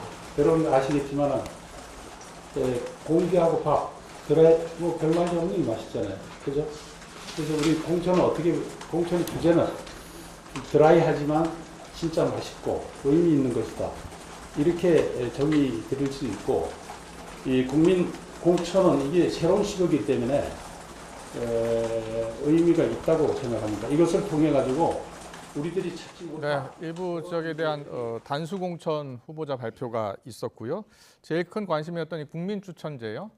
국민한테 공모를 받겠다는 겁니다. 5곳인데요. 서울 강남 갑을, 그리고 대구 동구 갑, 북구 갑, 그리고 울산 남구갑이 이렇게 결정이 돼서 이 5곳은 추천을 받아서 면접 보고 3월 15일 날 발표하겠다는 겁니다. 그리고 주요 지역 공천 결과를 발표했는데 김도읍 의원은 부산 강서구, 그리고 서병수 의원은 원래 북부 을이었는데 북부 갑으로 이제 확정을 했고요. 유형아 변호사가 달서구에 이렇게 공천을 받았습니다. 서정욱 변호사께 좀 여쭤볼게요. 전체적으로 이제 거의 마무리 단계에 들어간 것 같아요. 조금 전 발표 내용 중에 가장 주목되는 발표는 뭐예요? 뭐 제가 보기에 여러 개 있는데 네. 저는 유영아 변호사가요. 달서을. 예. 달서갑. 달서갑. 예. 유영아 변호사가 근데 유일하게 박근혜 대통령이 지지를 호소한 박근혜 대통령의 뭐 비서실장 겸 끝까지 이제 의리를 지킨 변호인이죠. 이분이 이제 홍석준 현역 의원이 있었거든요. 그 지역에 경선을 안 하고 단수로 이제 준 거 이게 보수 대통합 차원에서 상당히 눈에 띄는 대목이다. 이 부분이 가장 의미가 있다 봐요.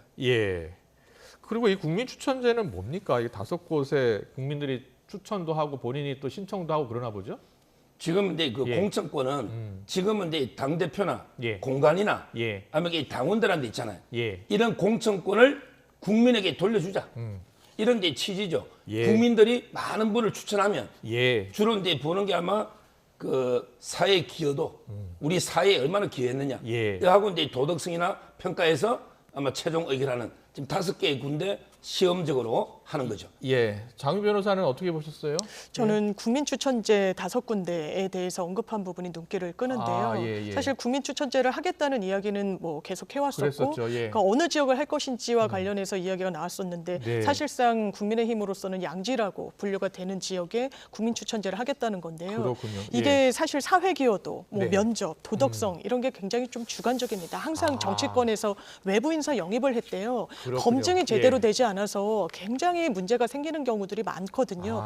그리고 사실상 이를테면 셀럽들, 유명 인사들 이런 사람들 위주로 어떤 정치적 능력치를 검증하는 과정이 아닐 수 있기 때문에 이런 제도는 모르겠습니다. 흥행을 위해서 고민한 흔적은 이해가 되지만 궁극적으로 정치권이 지향해야 되는 방향인지는 좀 의문입니다. 알겠습니다. 잘 들었습니다. 국민의힘 공천 계속 발표하고 있고요. 거의 이제 9분 후선까지 넘은 것 같습니다. 계속해서 이슈를 더 이어가겠습니다. 지금 비례대표 투표 정당 저희가 잠깐 보여드렸는데요. KBS 한국 리서치 조사 결과를 잠깐 보고 가겠습니다. 보면요. 근데 저 조사가 2월 25일부터 27일까지 면접에 의한 전화 면접 조사였고요. 이제 당시에 이제 조국 신당으로 이렇게 물었고요. 9% 나왔거든요. 그럼 보면요. 더불어민주당이 추진하는 범야권 통합 비례정당 23%거든요. 그리고 국민의힘 추진하는 비례정당 32%. 뭐 물론 여론조사마다 다 다르게 나오긴 하는데 조국 신당 9% 10% 저 정도 나온다면은 국회의원 수가 몇 명 정도 되는 겁니까? 만약에 결과적으로 그렇게 나온다면? 저 정도면 이게 뭐 여러 가지 경우 이렇게 좀 한 대여섯 석은 되지 않을까? 대여섯 석이요. 저는 이렇게 예측하는데요. 지금 상당히 그 조국 신당이 비례에서는 완전히 폭풍으로 완전히 그 급성장하고 있어요. 비례에서는 바람을 일으키고 있어요. 재보고요. 재보고 이게 뭐 비례 안 주겠지만 만약에 준다면 재보고 택이라면 민주당 위성정당이 16번 할래. 조국 신당이 6번 할래. 이래 하면요. 저는 조국 신당이 6번 합니다. 이게 왜 중요하냐? 더 당선권이라는 말씀이세요, 그러면? 그렇죠. 왜 중요하냐? 민주당은 10석을 빼고 계산하면 돼요. 민주당은 10석은 시민단체하고 진보당하고 나눠줘야 돼요. 뭐 당선권에 있는 20석 안에 이제 10석을 진보단체 쪽에 주기로 했죠. 그러면 이게 16번이라는 말은 순수한 민주당 출신은 6명이라는 뜻이에요. 그런데 조국 신당이 6번이 낮다는 말은 제가 보기에 순수한 그 의원만 보면 조국 신당이 민주당보다 저는 이번에 비례 더 많이 얻을 수 있다. 이런 제 생각이 들어요. 그렇군요. 장유 변호사님 이게 보완제적 관계가 될 수 있다는 말씀 해주잖아요. 그럼 그렇습니다. 이제 지역구 같은 경우에는 민주당 후보를 지원하는 그런 방향이 될 것 같습니까? 그래 보이는 것 같죠. 지금 뭐 두 자릿수도 나오지만 지금 보여드린 그래프를 보더라도 사실 민주당과 합치면 비례대표와 관련해서는 국민의힘과 비등하게 나오고 있지 않습니까? 이게 어떻게 보면 민주당 표를 잠식하는 거 아니야라고 생각할 수 있지만 많은 분들이 열린민주당의 전철을 밟지 않겠느냐라는 말씀들을 하시는 것 같습니다. 일단 제3지대에서 외연을 넓히는 데 역할을 하고 나중에는 궁극적으로 민주당과 원래 한 울타리에 있는 사실 같은 진영 아니겠습니까? 예. 이게 비례해서 그렇다면 왜 돌풍이라까지 평가를 해주셨는데요. 네. 그 부분은 명확합니다. 왜냐하면 창당하면서 조국 대표가 이야기한 부분이 있으니까요. 예. 비법률적인 방식으로 명예 회복하겠다는 겁니다. 그렇다면 본인이 법률적으로는 단죄를 받은 부분이 있지만 그 수사의 정당성에 대해서 적법성에 대해서 많은 유권자들이 그래 억울한 측면이 있겠구나라고 생각하시면서 예. 좀 이 표를 주고 계시는 부분이 있지 않나 이런 생각이 듭니다. 알겠습니다. 잘 들었습니다. 고심을 거듭하다 임종석 전 대통령 비서실장이 당의 결정을 수용하겠다고 했죠. 자, 여러 가지 근데 해석이 나오고 있어요. 그런데 당권을 노리고 잔류했다 이런 관측 터무니없다라는 이야기도 나오고 있고요. 또 다른 목소리도 나오고 있는데 어떤 이야기들이 들리고 있는지 듣고 오겠습니다. 일각에서는 8월 전당대 이후에 뭔가 역할이 있을 것이다. 그것 때문에 잔류 선택할 것이다. 이런 얘기도 있는데요. 만약에 그런 계산이었다면 탈당해서 흔들죠. 전당대회를 염두에 두고 잔류했다 이렇게 하기에는 임종석 실장이 정치적인 어떤 계산도 잘 안 나오고 지금 또 그런 것을 판단해서 잔류냐 아니냐 이렇게 몰고 들어가는 거는 제가 보기에는 온당치 않은 그런 예측들인 것 같아요. 뭐랄까 순정적이고 그런 자세를 보이다 보니까 그걸 틈타서 이재명과 그 주변의 그 공범들이 더 날뛴 거 아니겠습니까? 선당 후사다 이런 명분들을 내세우지만 무슨 선당 후사입니까? 그 당 자체가 지금 부조리하고 불의에 가득 차 있고 지금 공천 과정이 국민들로부터 지탄을 받고 있는 이 와중에 그거에 대해서 본인도 지금 체험을 했지 않습니까? 부조리와 불의에 대해서 수용하는 것이 맞나요?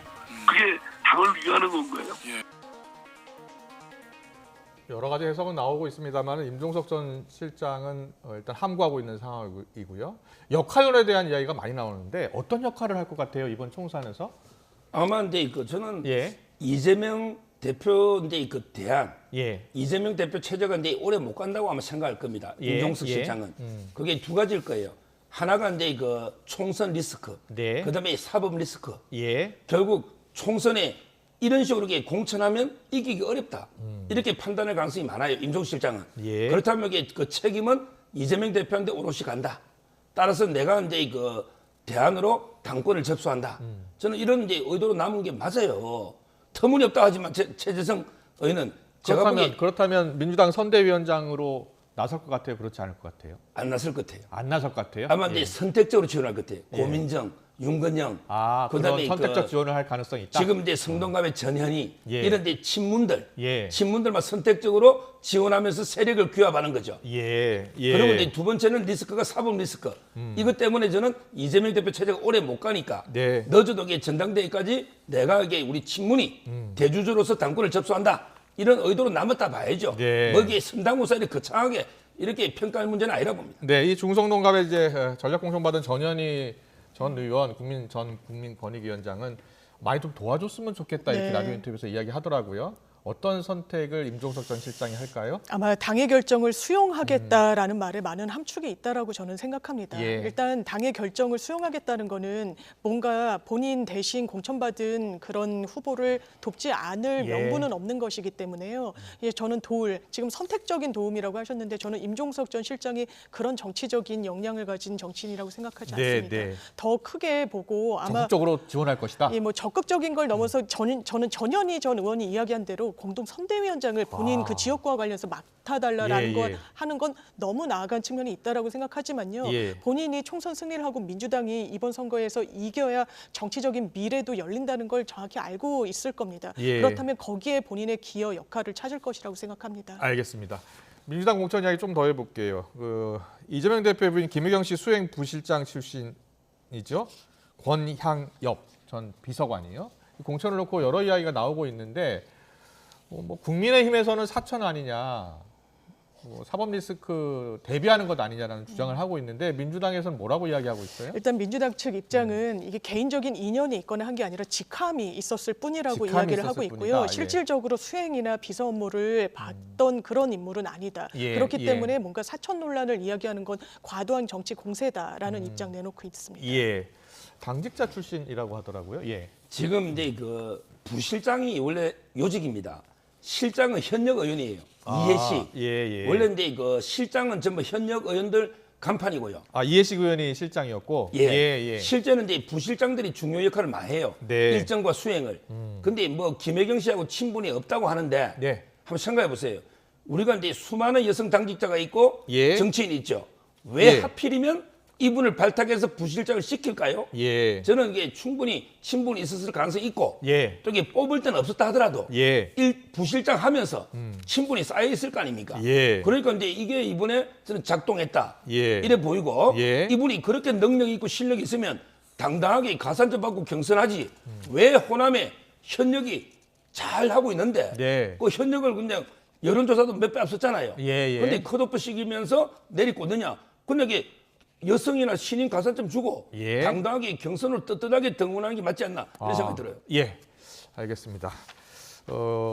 민주당 공천 이야기를 좀 더 해보면 컷오프된 친문 핵심 홍영표 의원이요. 조만간 이제 결단을 할 것으로 보이는데요. 홍영표 의원은 어떤 결단할 것 같아요? 임종석 실장은 이제 남았죠. 예. 근데 그 홍영표나 서른 다른 의원들에게 저는 탈당한다 봐요. 네. 이분들은 이제 그 배지가 필요한 거예요. 예. 근데 당에 나오면 이게 출마할 수가 없잖아요. 저는 아마 이제 문재인 대통령이 만나서도 문 대통령은 이제 임종석 실장한테는 잔류를 권유했을 것 같아요. 그러나 홍영표 의원한테는 의원이 당신이 알아서 하시라. 어떤 길을 가든 잘 되길 바란다. 이 정도로 이게 중립적으로 말했을 것 같아요. 따라서 왜요? 임종석 실장은 이제 당권의 대안이기 때문에 남아 있어야 당권을. 홍영표 의원도 송영길 대표와 그 같이 치열한 당대표 경쟁했었잖아요. 그렇죠. 옛날에는 예. 그랬죠. 예. 근데 지금은 친문 적통은요. 예. 임종석 쪽으로 넘어온 것 그렇게 같아요. 보시는군요. 예. 따라서 이제 홍영표 의원은 저는 내일 탈당하지 않을까 이렇게 예측합니다. 탈당할 것이다 이렇게 예측하고 계시는데 네, 장미 변호사는요? 내일 거취 표명이라고까지 언급이 나왔기 때문에 사실 탈당 수순으로 가는 거 아니냐라고 생각이 드는 부분은 있는데요. 네. 지금 서 변호사님 말씀하신 대로 제가 최소한 알고 있는 홍영표 의원은 선수를 높이기 위해서 이런 선택을 하는 분은 아닌 것으로 알고 있습니다. 다만 이 공천 과정 중에 뭔가 문제가 있다라는 문제의식을 강하게 갖고 있기 때문에 어떤 정치적 미래와도 연결을 지어서 향후 정치적 선택을 하는 것으로 보이는데 설사 탈당을 하더라도 저는 새로운 미래로 가는 길을 선택하진 않으실 것 같고요. 뭔가 이제 외연에서 역할을 하지 않을까 싶습니다. 알겠습니다.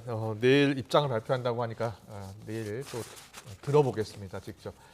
한동훈 국민의힘 비대위원장이요. 총선 30여일 앞두고 이재명 민주당 대표에게 1대1 방송 토론회 한번 해보자 계속 요구하고 있죠. 이에 대해서요. 일단 이재명 대표는 뭐 대통령도 한 번도 못 만났다 야당 대표가 이런 일이 있었느냐 대통령부터 만나고 하겠다 사실상 이제 거부 입장을 밝혔는데 이준석 개혁신당 대표가 가만히 있지 않았습니다. 이런 말했습니다. 듣고 오겠습니다. 혹시 이준석 대표가 한동훈 위원장한테 1대1 토론 제안할 생각 있으십니까? 한동훈 위원장이 의도적으로 지금 무시하려고 하는 것 같은데 저야 한동훈 위원장이 토론한다 그러면은 뭐 좋겠지만은 아마 지금까지의 태도로 봐서는 결국엔 본인이 만만하게 보는 상대 이재명 대표가 만만해 보이는 것 같은데 사실 이재명 대표도 대선 주자까지 지낸 분이기 때문에 정작 토론해 보면은 그렇게 뭐 일방적인 상황은 안 나올 겁니다. 현 지지율 상황 어떻게 바라보고 계세요? 굉장히 안타까운 부분이죠. 저희가 뭐 합당이나 이런 과정 거치면서 초기에 한 달 정도 되는 시간을 조금 비효율적으로 보낸 기간이 있었고 어떤 비례득표율 같은 경우에는 10% 넘겨야 된다 이런 생각하고 있습니다. 10% 몇 석 정도 가능한 거죠? 5석 정도. 5석. 근데 10% 한동훈 위원장은 계속 이재명 대표하고 뭔가 해보려고 하고요. 이준석 대표도 한동훈 위원장하고 해보려고 하는데 상대들은 다 같이 하려고 하지 않는 것 같아요. 어떻게 보셨어요? 예. 근데 이재명 대표가요. 작년에 5월달에 김기현 대표가 이제 그 소주 한잔 하면서 대화했더니 소주 말고 공개로 정책 대화합시다. 아니 이재명 대표, 김기현 대표하고는 공개로 정책 대화하자면서 한동훈 위원장을 왜 피합니까?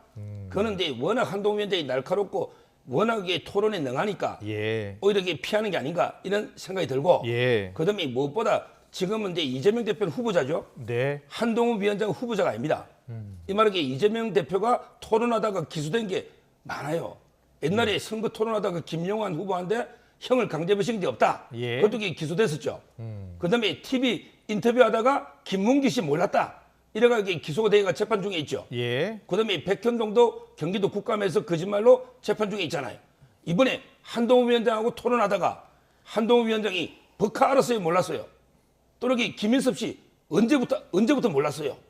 또는 위정교사 문자에서 형님 동생한테 이게 뭐예요? 이런 식으로 물으면 거짓말하면 공직선거법의 허위사실 유포입니다. 그게 아마 저는 무서우니까 피한 게 아닌가 이래 보고 있어요. 예.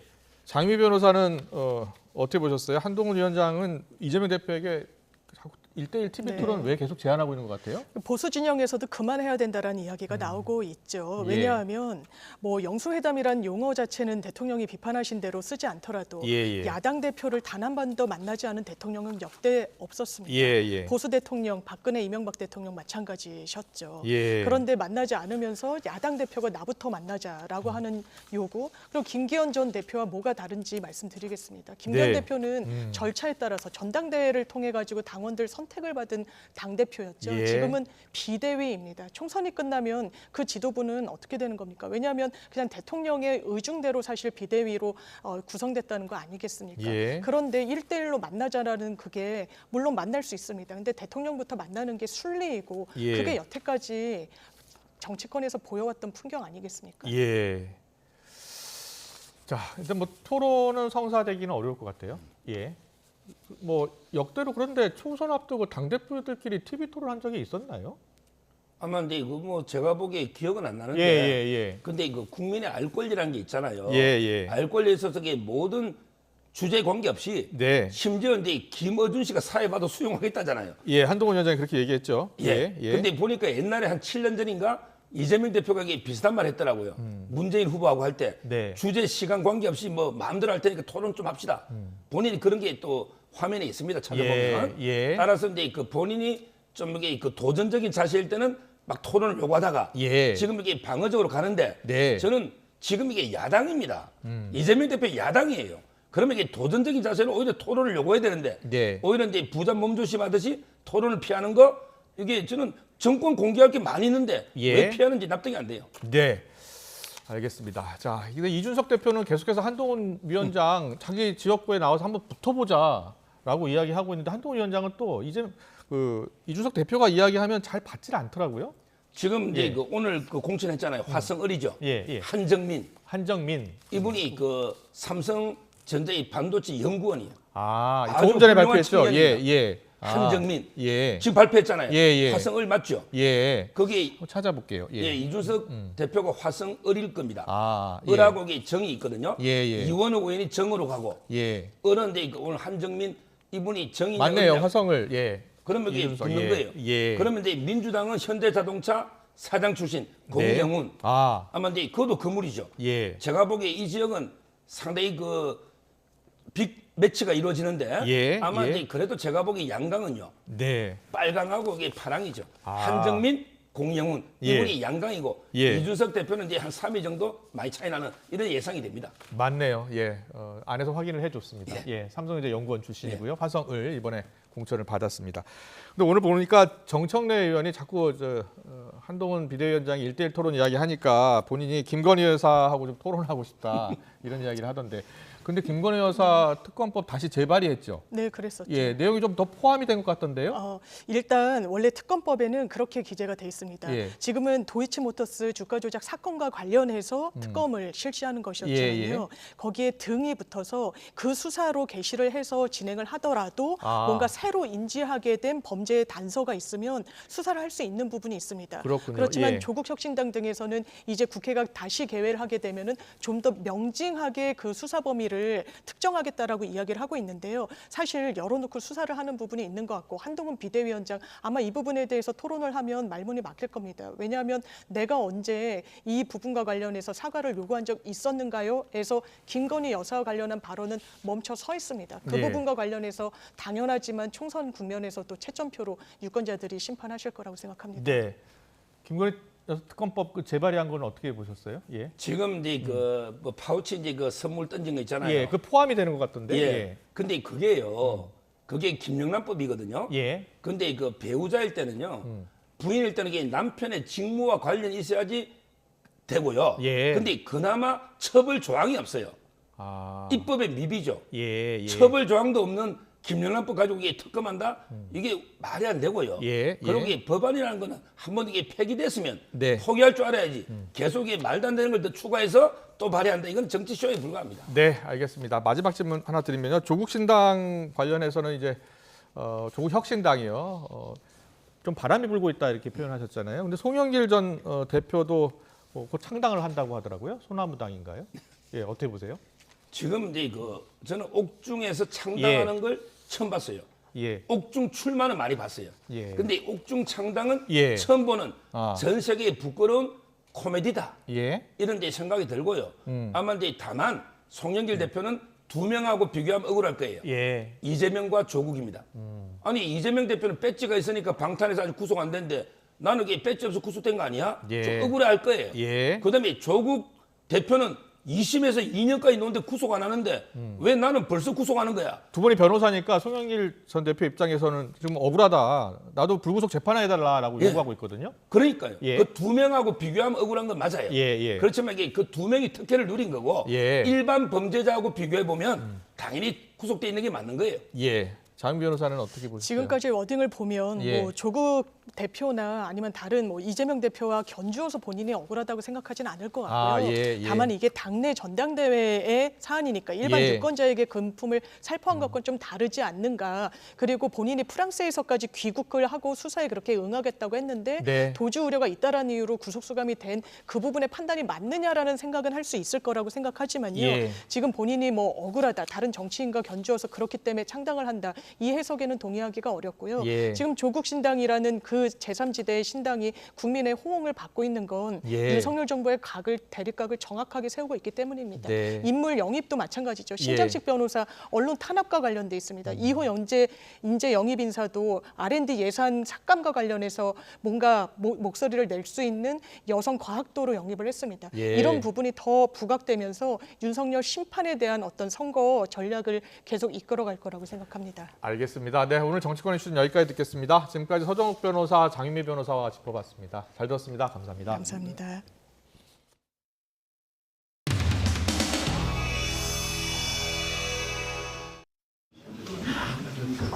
경무 지금 올라오고 그래.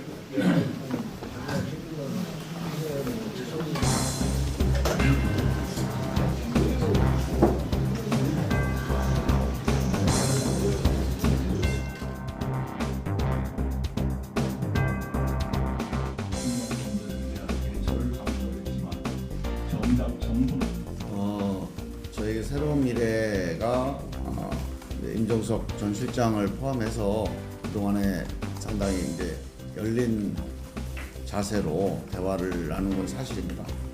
우리 이낙연 대표님 광주 기자회견도 이제 하루 늦추기도 했습니다. 여러 가지 상황이 있었는데 이후에 이준 실장이랑 더 연락을 하실 의향이 있으신지? 사람인데 연락을 하게 되지만 단지 오늘 아침 검찰에서 전화가 들어오지 않습니다. 미안합니다. 시간이 많이 당의 결정을 존중하고 또 수용해 주시는 것에 대해서는 매우 고맙게 생각합니다.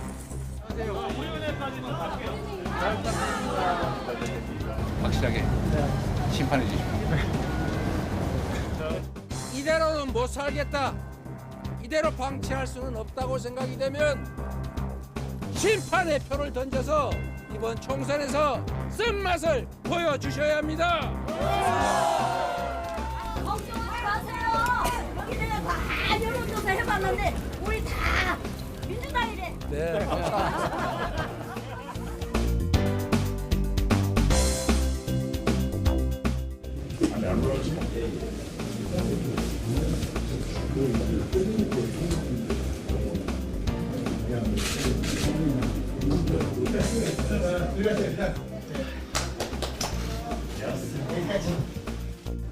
존경하고 사랑하는 광주 시민 여러분, 부족한 제가 광주에 돌아왔습니다.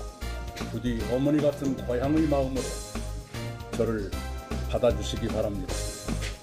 출마 지역을 가리지 않은 이유가 따로 있습니다. 예, 좀 더 상의를 해야 되겠고요. 민주당의 경선에 저희들이 영향을 주지 않았으면 좋겠습니다.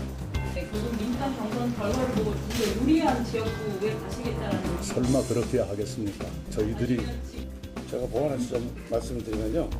이낙연 대표님이 빨간당 파란당처럼 숫자가 많으면 이낙연 대표님이 가서 돌아다니면서 유세만 하고 지원만 하면 좋죠. 그런데 별로 없어요. 많은 사람 많지가 않습니다. 제가 지난번에 이준석 대표 빅텐트 한다고 거기에 8명의 국회의원들이 함께 모여서 인사를 하는데 사진 찍자고 와서 하는 국민들 이낙연 대표밖에 없습니다.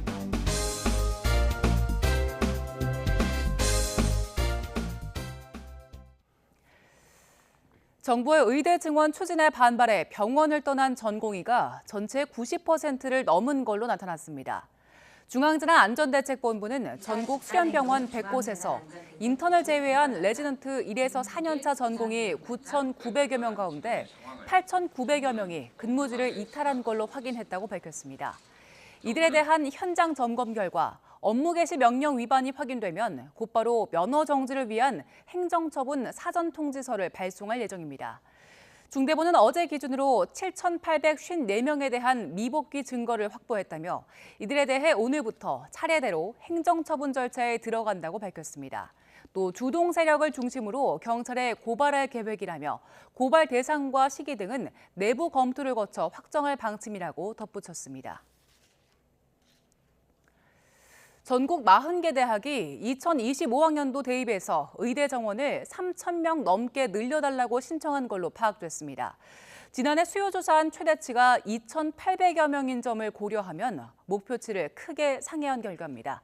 이 중 비수도권 지역 규모가 72% 수준인 걸로 파악됐습니다. 직접 들어보겠습니다. 2월 22일부터 3월 4일까지 2025학년도 의과대학 정원 신청을 받은 결과 총 40개 대학에서 3,401명의 증원을 신청하였습니다. 서울 소재 8개 대학 365명, 경기, 인천 소재 대학 5개 대학 565명으로 수도권 13개 대학은 총 930명의 증원을 신청하였습니다. 그 외 비수도권 27개 대학은 2,471명의 증원을 신청하였습니다. 이는 작년 11월 조사한 증원 최대 규모를 상회하는 수치입니다. 특히 비수도권 대학의 증원 신청 비율이 72%로 지역 의료 및 필수 의료 강화에 대한 지역의 강력한 희망을 표시한 것으로 풀이됩니다. 강원대학교 의과대학 교수들은 정부의 일방적인 의대 증원에 반대한다며 삭발식을 벌였는데요. 오늘 오전 8시쯤 강원대 의대 건물 앞에서 의과대학 교수 10여 명이 모인 가운데 류세민 의과대학장과 유윤종 의학과장이 삭발식을 진행했습니다. 교수들은 대학이 자신들의 의견과 반대로 일방적인 140명 증원 계획을 제출해 학생들이 학교에 돌아올 통로를 막았다고 주장했습니다. 시민단체 경제정의실천시민연합은 정부가 낸 의료사고 처리 특례법을 철회할 것을 촉구했습니다. 불법 행동을 해도 처벌받지 않는다는 의사들의 특권의식 자체를 없애야 한다는 입장을 밝혔습니다. 직접 들어보겠습니다. 의료계는 수십 년 전부터 2000년 의학분업 때, 2014년 원격 의료 때, 2020년 문재인 정부 의료 정원 확대와 공공의대 설립 등을 집단 저지하여 모두 승리해 왔습니다. 그래서 정부는 의사를 이길 수 없다는 오만한 발언이 있습니다. 무능한 정부는 스스로 자초한 것이 아닐지도 모릅니다. 이제는 이런 악순환의 고리를 우리는 끊어야 합니다. 한 가지 아쉬운 것은 정부는 의료 달래기 끝판왕 의료사고 처리 특례법을 즉각 중단하고 철회하여야 합니다. 국민의 생명을 담보로 해서 의료계에 특혜를 주고 전 세계 어디에도 없는 국민 생명을 담보로 해서 야합하는 행위는 즉각 중단되고 비판받아야 마땅합니다. 지하철에서 잠든 취객에게 다가가 이른바 부축배기 수법으로 휴대전화를 훔친 절도범들이 경찰에 붙잡혔습니다. 훔친 물건을 사들인 작물업자는 베트남 국적의 불법 체류자였는데요. 같은 혐의로 재판을 받는 상태에서 또 범행을 저지른 걸로 파악됐습니다. 안동준 기자의 보도입니다. 이른 새벽 한산한 지하철 객실 안. 술에 취해 졸고 있는 승객 옆자리에 한 남성이 조용히 다가가 이리저리 가방을 뒤지기 시작합니다. 이번에는 반대쪽으로 다가가 외투 주머니에서 휴대전화를 꺼내더니 열차 다른 칸으로 유유히 사라집니다. 40대 A씨가 이런 부축배기 방식으로 지난해 10월부터 지난 1월까지 훔친 휴대전화만 모두 9대. A씨는 같은 기간 비슷한 방식으로 휴대전화 7대를 훔친 60대 B씨가 검거되면서 덜미를 잡혔습니다. 경찰은 지난 1월 B씨가 베트남 국적의 장문업자 C씨에게 휴대전화를 넘기는 현장을 추적해 이들을 현행범으로 체포했습니다. A씨도 같은 장문업자에게 휴대전화를 팔아왔는데 C씨가 검거되자 압박을 느끼고 경찰에 자수한 겁니다. 현재 불법 체류 상태인 C씨는 지난해 3월에도 같은 범행으로 구속돼 재판을 받고 있던 것으로 파악됐습니다. 지난해 9월 구속기간이 만료돼 전자 팔찌 착용과 출국 정지를 조건으로 석방됐는데 풀려나자마자 또 같은 범행을 저지른 겁니다. 경찰 조사에서 A씨는 경마장 도박으로 돈을 날려 생활고에 시달리다 범행을 저질렀다고 진술한 것으로 파악됐습니다. 경찰은 승객이 적은 심야 시간대에는 홀로 떨어져 앉지 말고 승객들이 있는 전동차 칸을 이용해달라고 당부했습니다. 특히 심야 새벽 시간대에는 좌석에 앉으면 휴대폰은 반드시 안주머니 또는 가방에 잘 보관하여야 피해를 예방할 수 있습니다. 경찰은 지난달 A씨 등 절도범과 작물범을 검찰에 넘겼습니다. YTN 안동준입니다. 자신의 집에 불을 질러 주민들을 다치게 한 혐의를 받는 10대가 재판에 넘겨졌습니다. A양은 지난달 12일 자신이 살던 서울 중곡동 다가구 주택에 불을 질러 주민들을 다치게 한 혐의를 받고 있습니다. 화재 당시 대피하기 위해 건물 밖으로 뛰어내린 20대 주민이 머리를 다쳤고 다른 주민 2명도 연기를 마셔 병원으로 옮겨졌습니다. 아파트 단지에서 이웃 주민을 흉기로 찌르고 달아났다가 붙잡힌 20대 남성에 대해 경찰이 구속영장을 신청할 방침입니다. A씨는 어제 오후 4시 20분쯤 경기 부천시 여월동에 있는 자신이 사는 아파트 앞에서 이웃 주민을 흉기로 찌른 혐의를 받습니다. A씨는 경찰 조사에서 피해자를 기다렸다가 범행했다고 진술한 걸로 파악됐습니다. 위험에 처한 신생아를 대학병원으로 신속하게 이송해 생명을 구한 구급대원들이 소방서장 표창을 받았습니다. 대원들은 지난 1일 부산 정관읍 산부인과에서 임신 29주 만에 태어난 조산아를 치료가 가능한 양산 부산대학교 병원으로 신속하게 이송했습니다. 정관 119 안전센터 대원들은 구급차에서 아기가 의식을 잃지 않도록 아기의 태명을 부르며 응급처치를 했는데 조산아는 중환자실로 이송됐고 현재 건강한 걸로 알려졌습니다. 프랑스 의회가 여성의 낙태할 자유를 명시한 헌법 개정안을 승인했습니다. 낙태할 권리가 헌법상 기본 권리로 인정된 건 세계에서 처음입니다. 최용주 기자의 보도입니다. 프랑스 상원과 하원이 베르사유 궁전에서 합동회의를 열어 낙태의 자유를 명시한 헌법 개정안을 통과시켰습니다.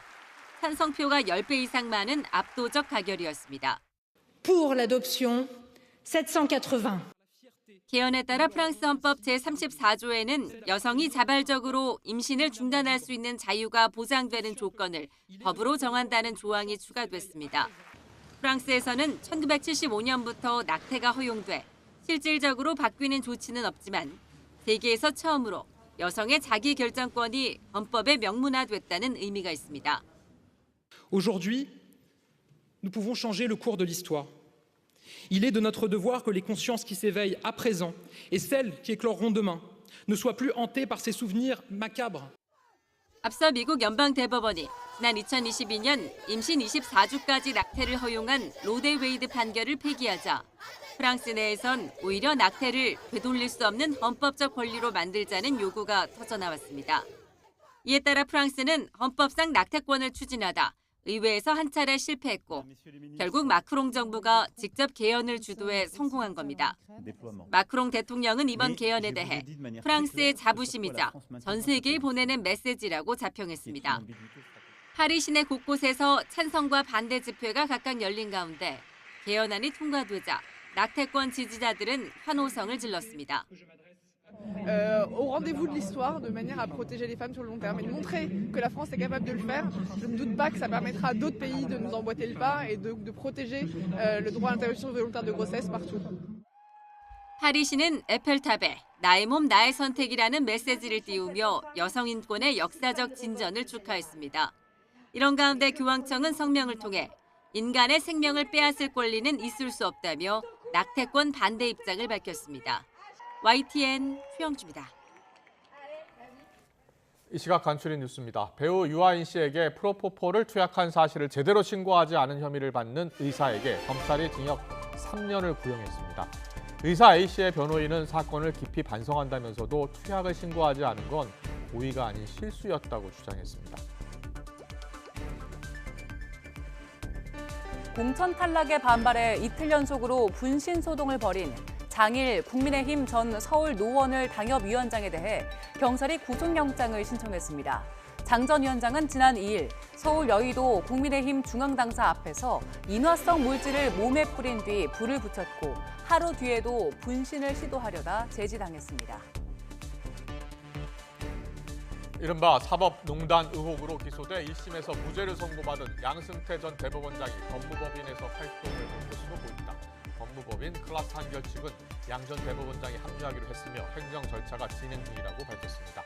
양 전 대법원장과 함께 기소된 박병대, 고용한 전 대법관은 각각 김앤장 법률사무소와 법무법인 바른에서 변호사 활동을 하고 있습니다.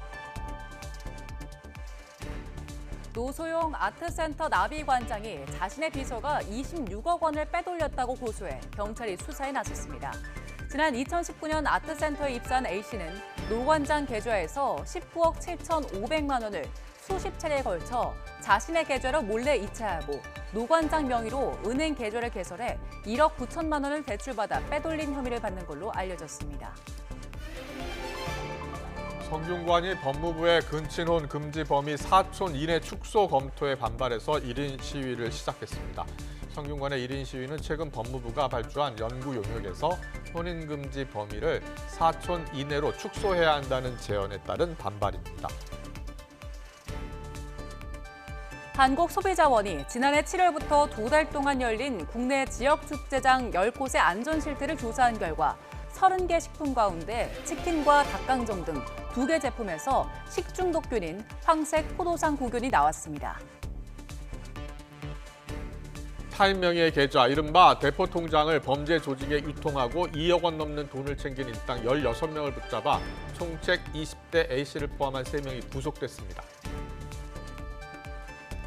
해외에서 개설한 불법 인터넷 도박 사이트를 국내 성인 PC방에 제공하고 운영한 50대 A씨 등 10명이 구속되고 8명은 불구속 입건됐습니다. 이들은 2022년 10월부터 지난해 7월까지 필리핀 등의 인터넷 도박 사이트를 개설한 뒤 국내 성인 PC방 업주에게 제공해 410억 원 규모 판돈이 오가게 한 혐의를 받습니다. 서울시는 올해 운전면허증을 자진 반납하는 70살 이상을 대상으로 10만 원을 충전한 선불형 교통카드를 지급합니다. 모레부터 2만 9천여 명분을 제공하는 데 선착순입니다. 절기 경칩인 오늘 영동과 충청 이남 곳곳에 봄비가 내리고 있습니다. 현재 하늘빛만 흐린 수도권 지역에도 늦은 오후부터는 비가 오겠는데요.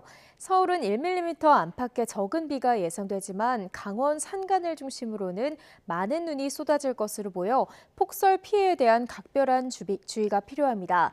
내일까지 강원 산간에는 최고 15cm의 폭설이 쏟아지겠고요. 동해안에 최고 30mm, 그 밖에 내륙으로는 5에서 10mm의 비가 내리겠습니다. 또 모레까지 제주도에는 최고 40mm의 비가 예상됩니다. 내일 아침 기온은 오늘과 비슷하거나 조금 더 낮겠습니다. 내일 서울 아침 기온 2도, 대전 3도, 광주와 대구는 5도가 예상되고요.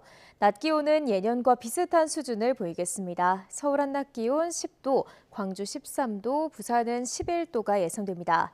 비와 눈은 오늘 밤이면 대부분 그치겠지만 영동과 경북, 제주도를 중심으로는 내일까지 오락가락 이어지겠고요. 모레는 경기 동부와 강원, 충북과 경북 지방에 또 한 차례 비나 눈이 내릴 전망입니다. 지금까지 날씨 정보였습니다. 네, 이슈를 더 쉽게 전해드리는 더 뉴스 내일은 더 준비하겠습니다. 잠시 뒤에는 뉴스큐가 방송됩니다. 시청해주신 여러분 고맙습니다.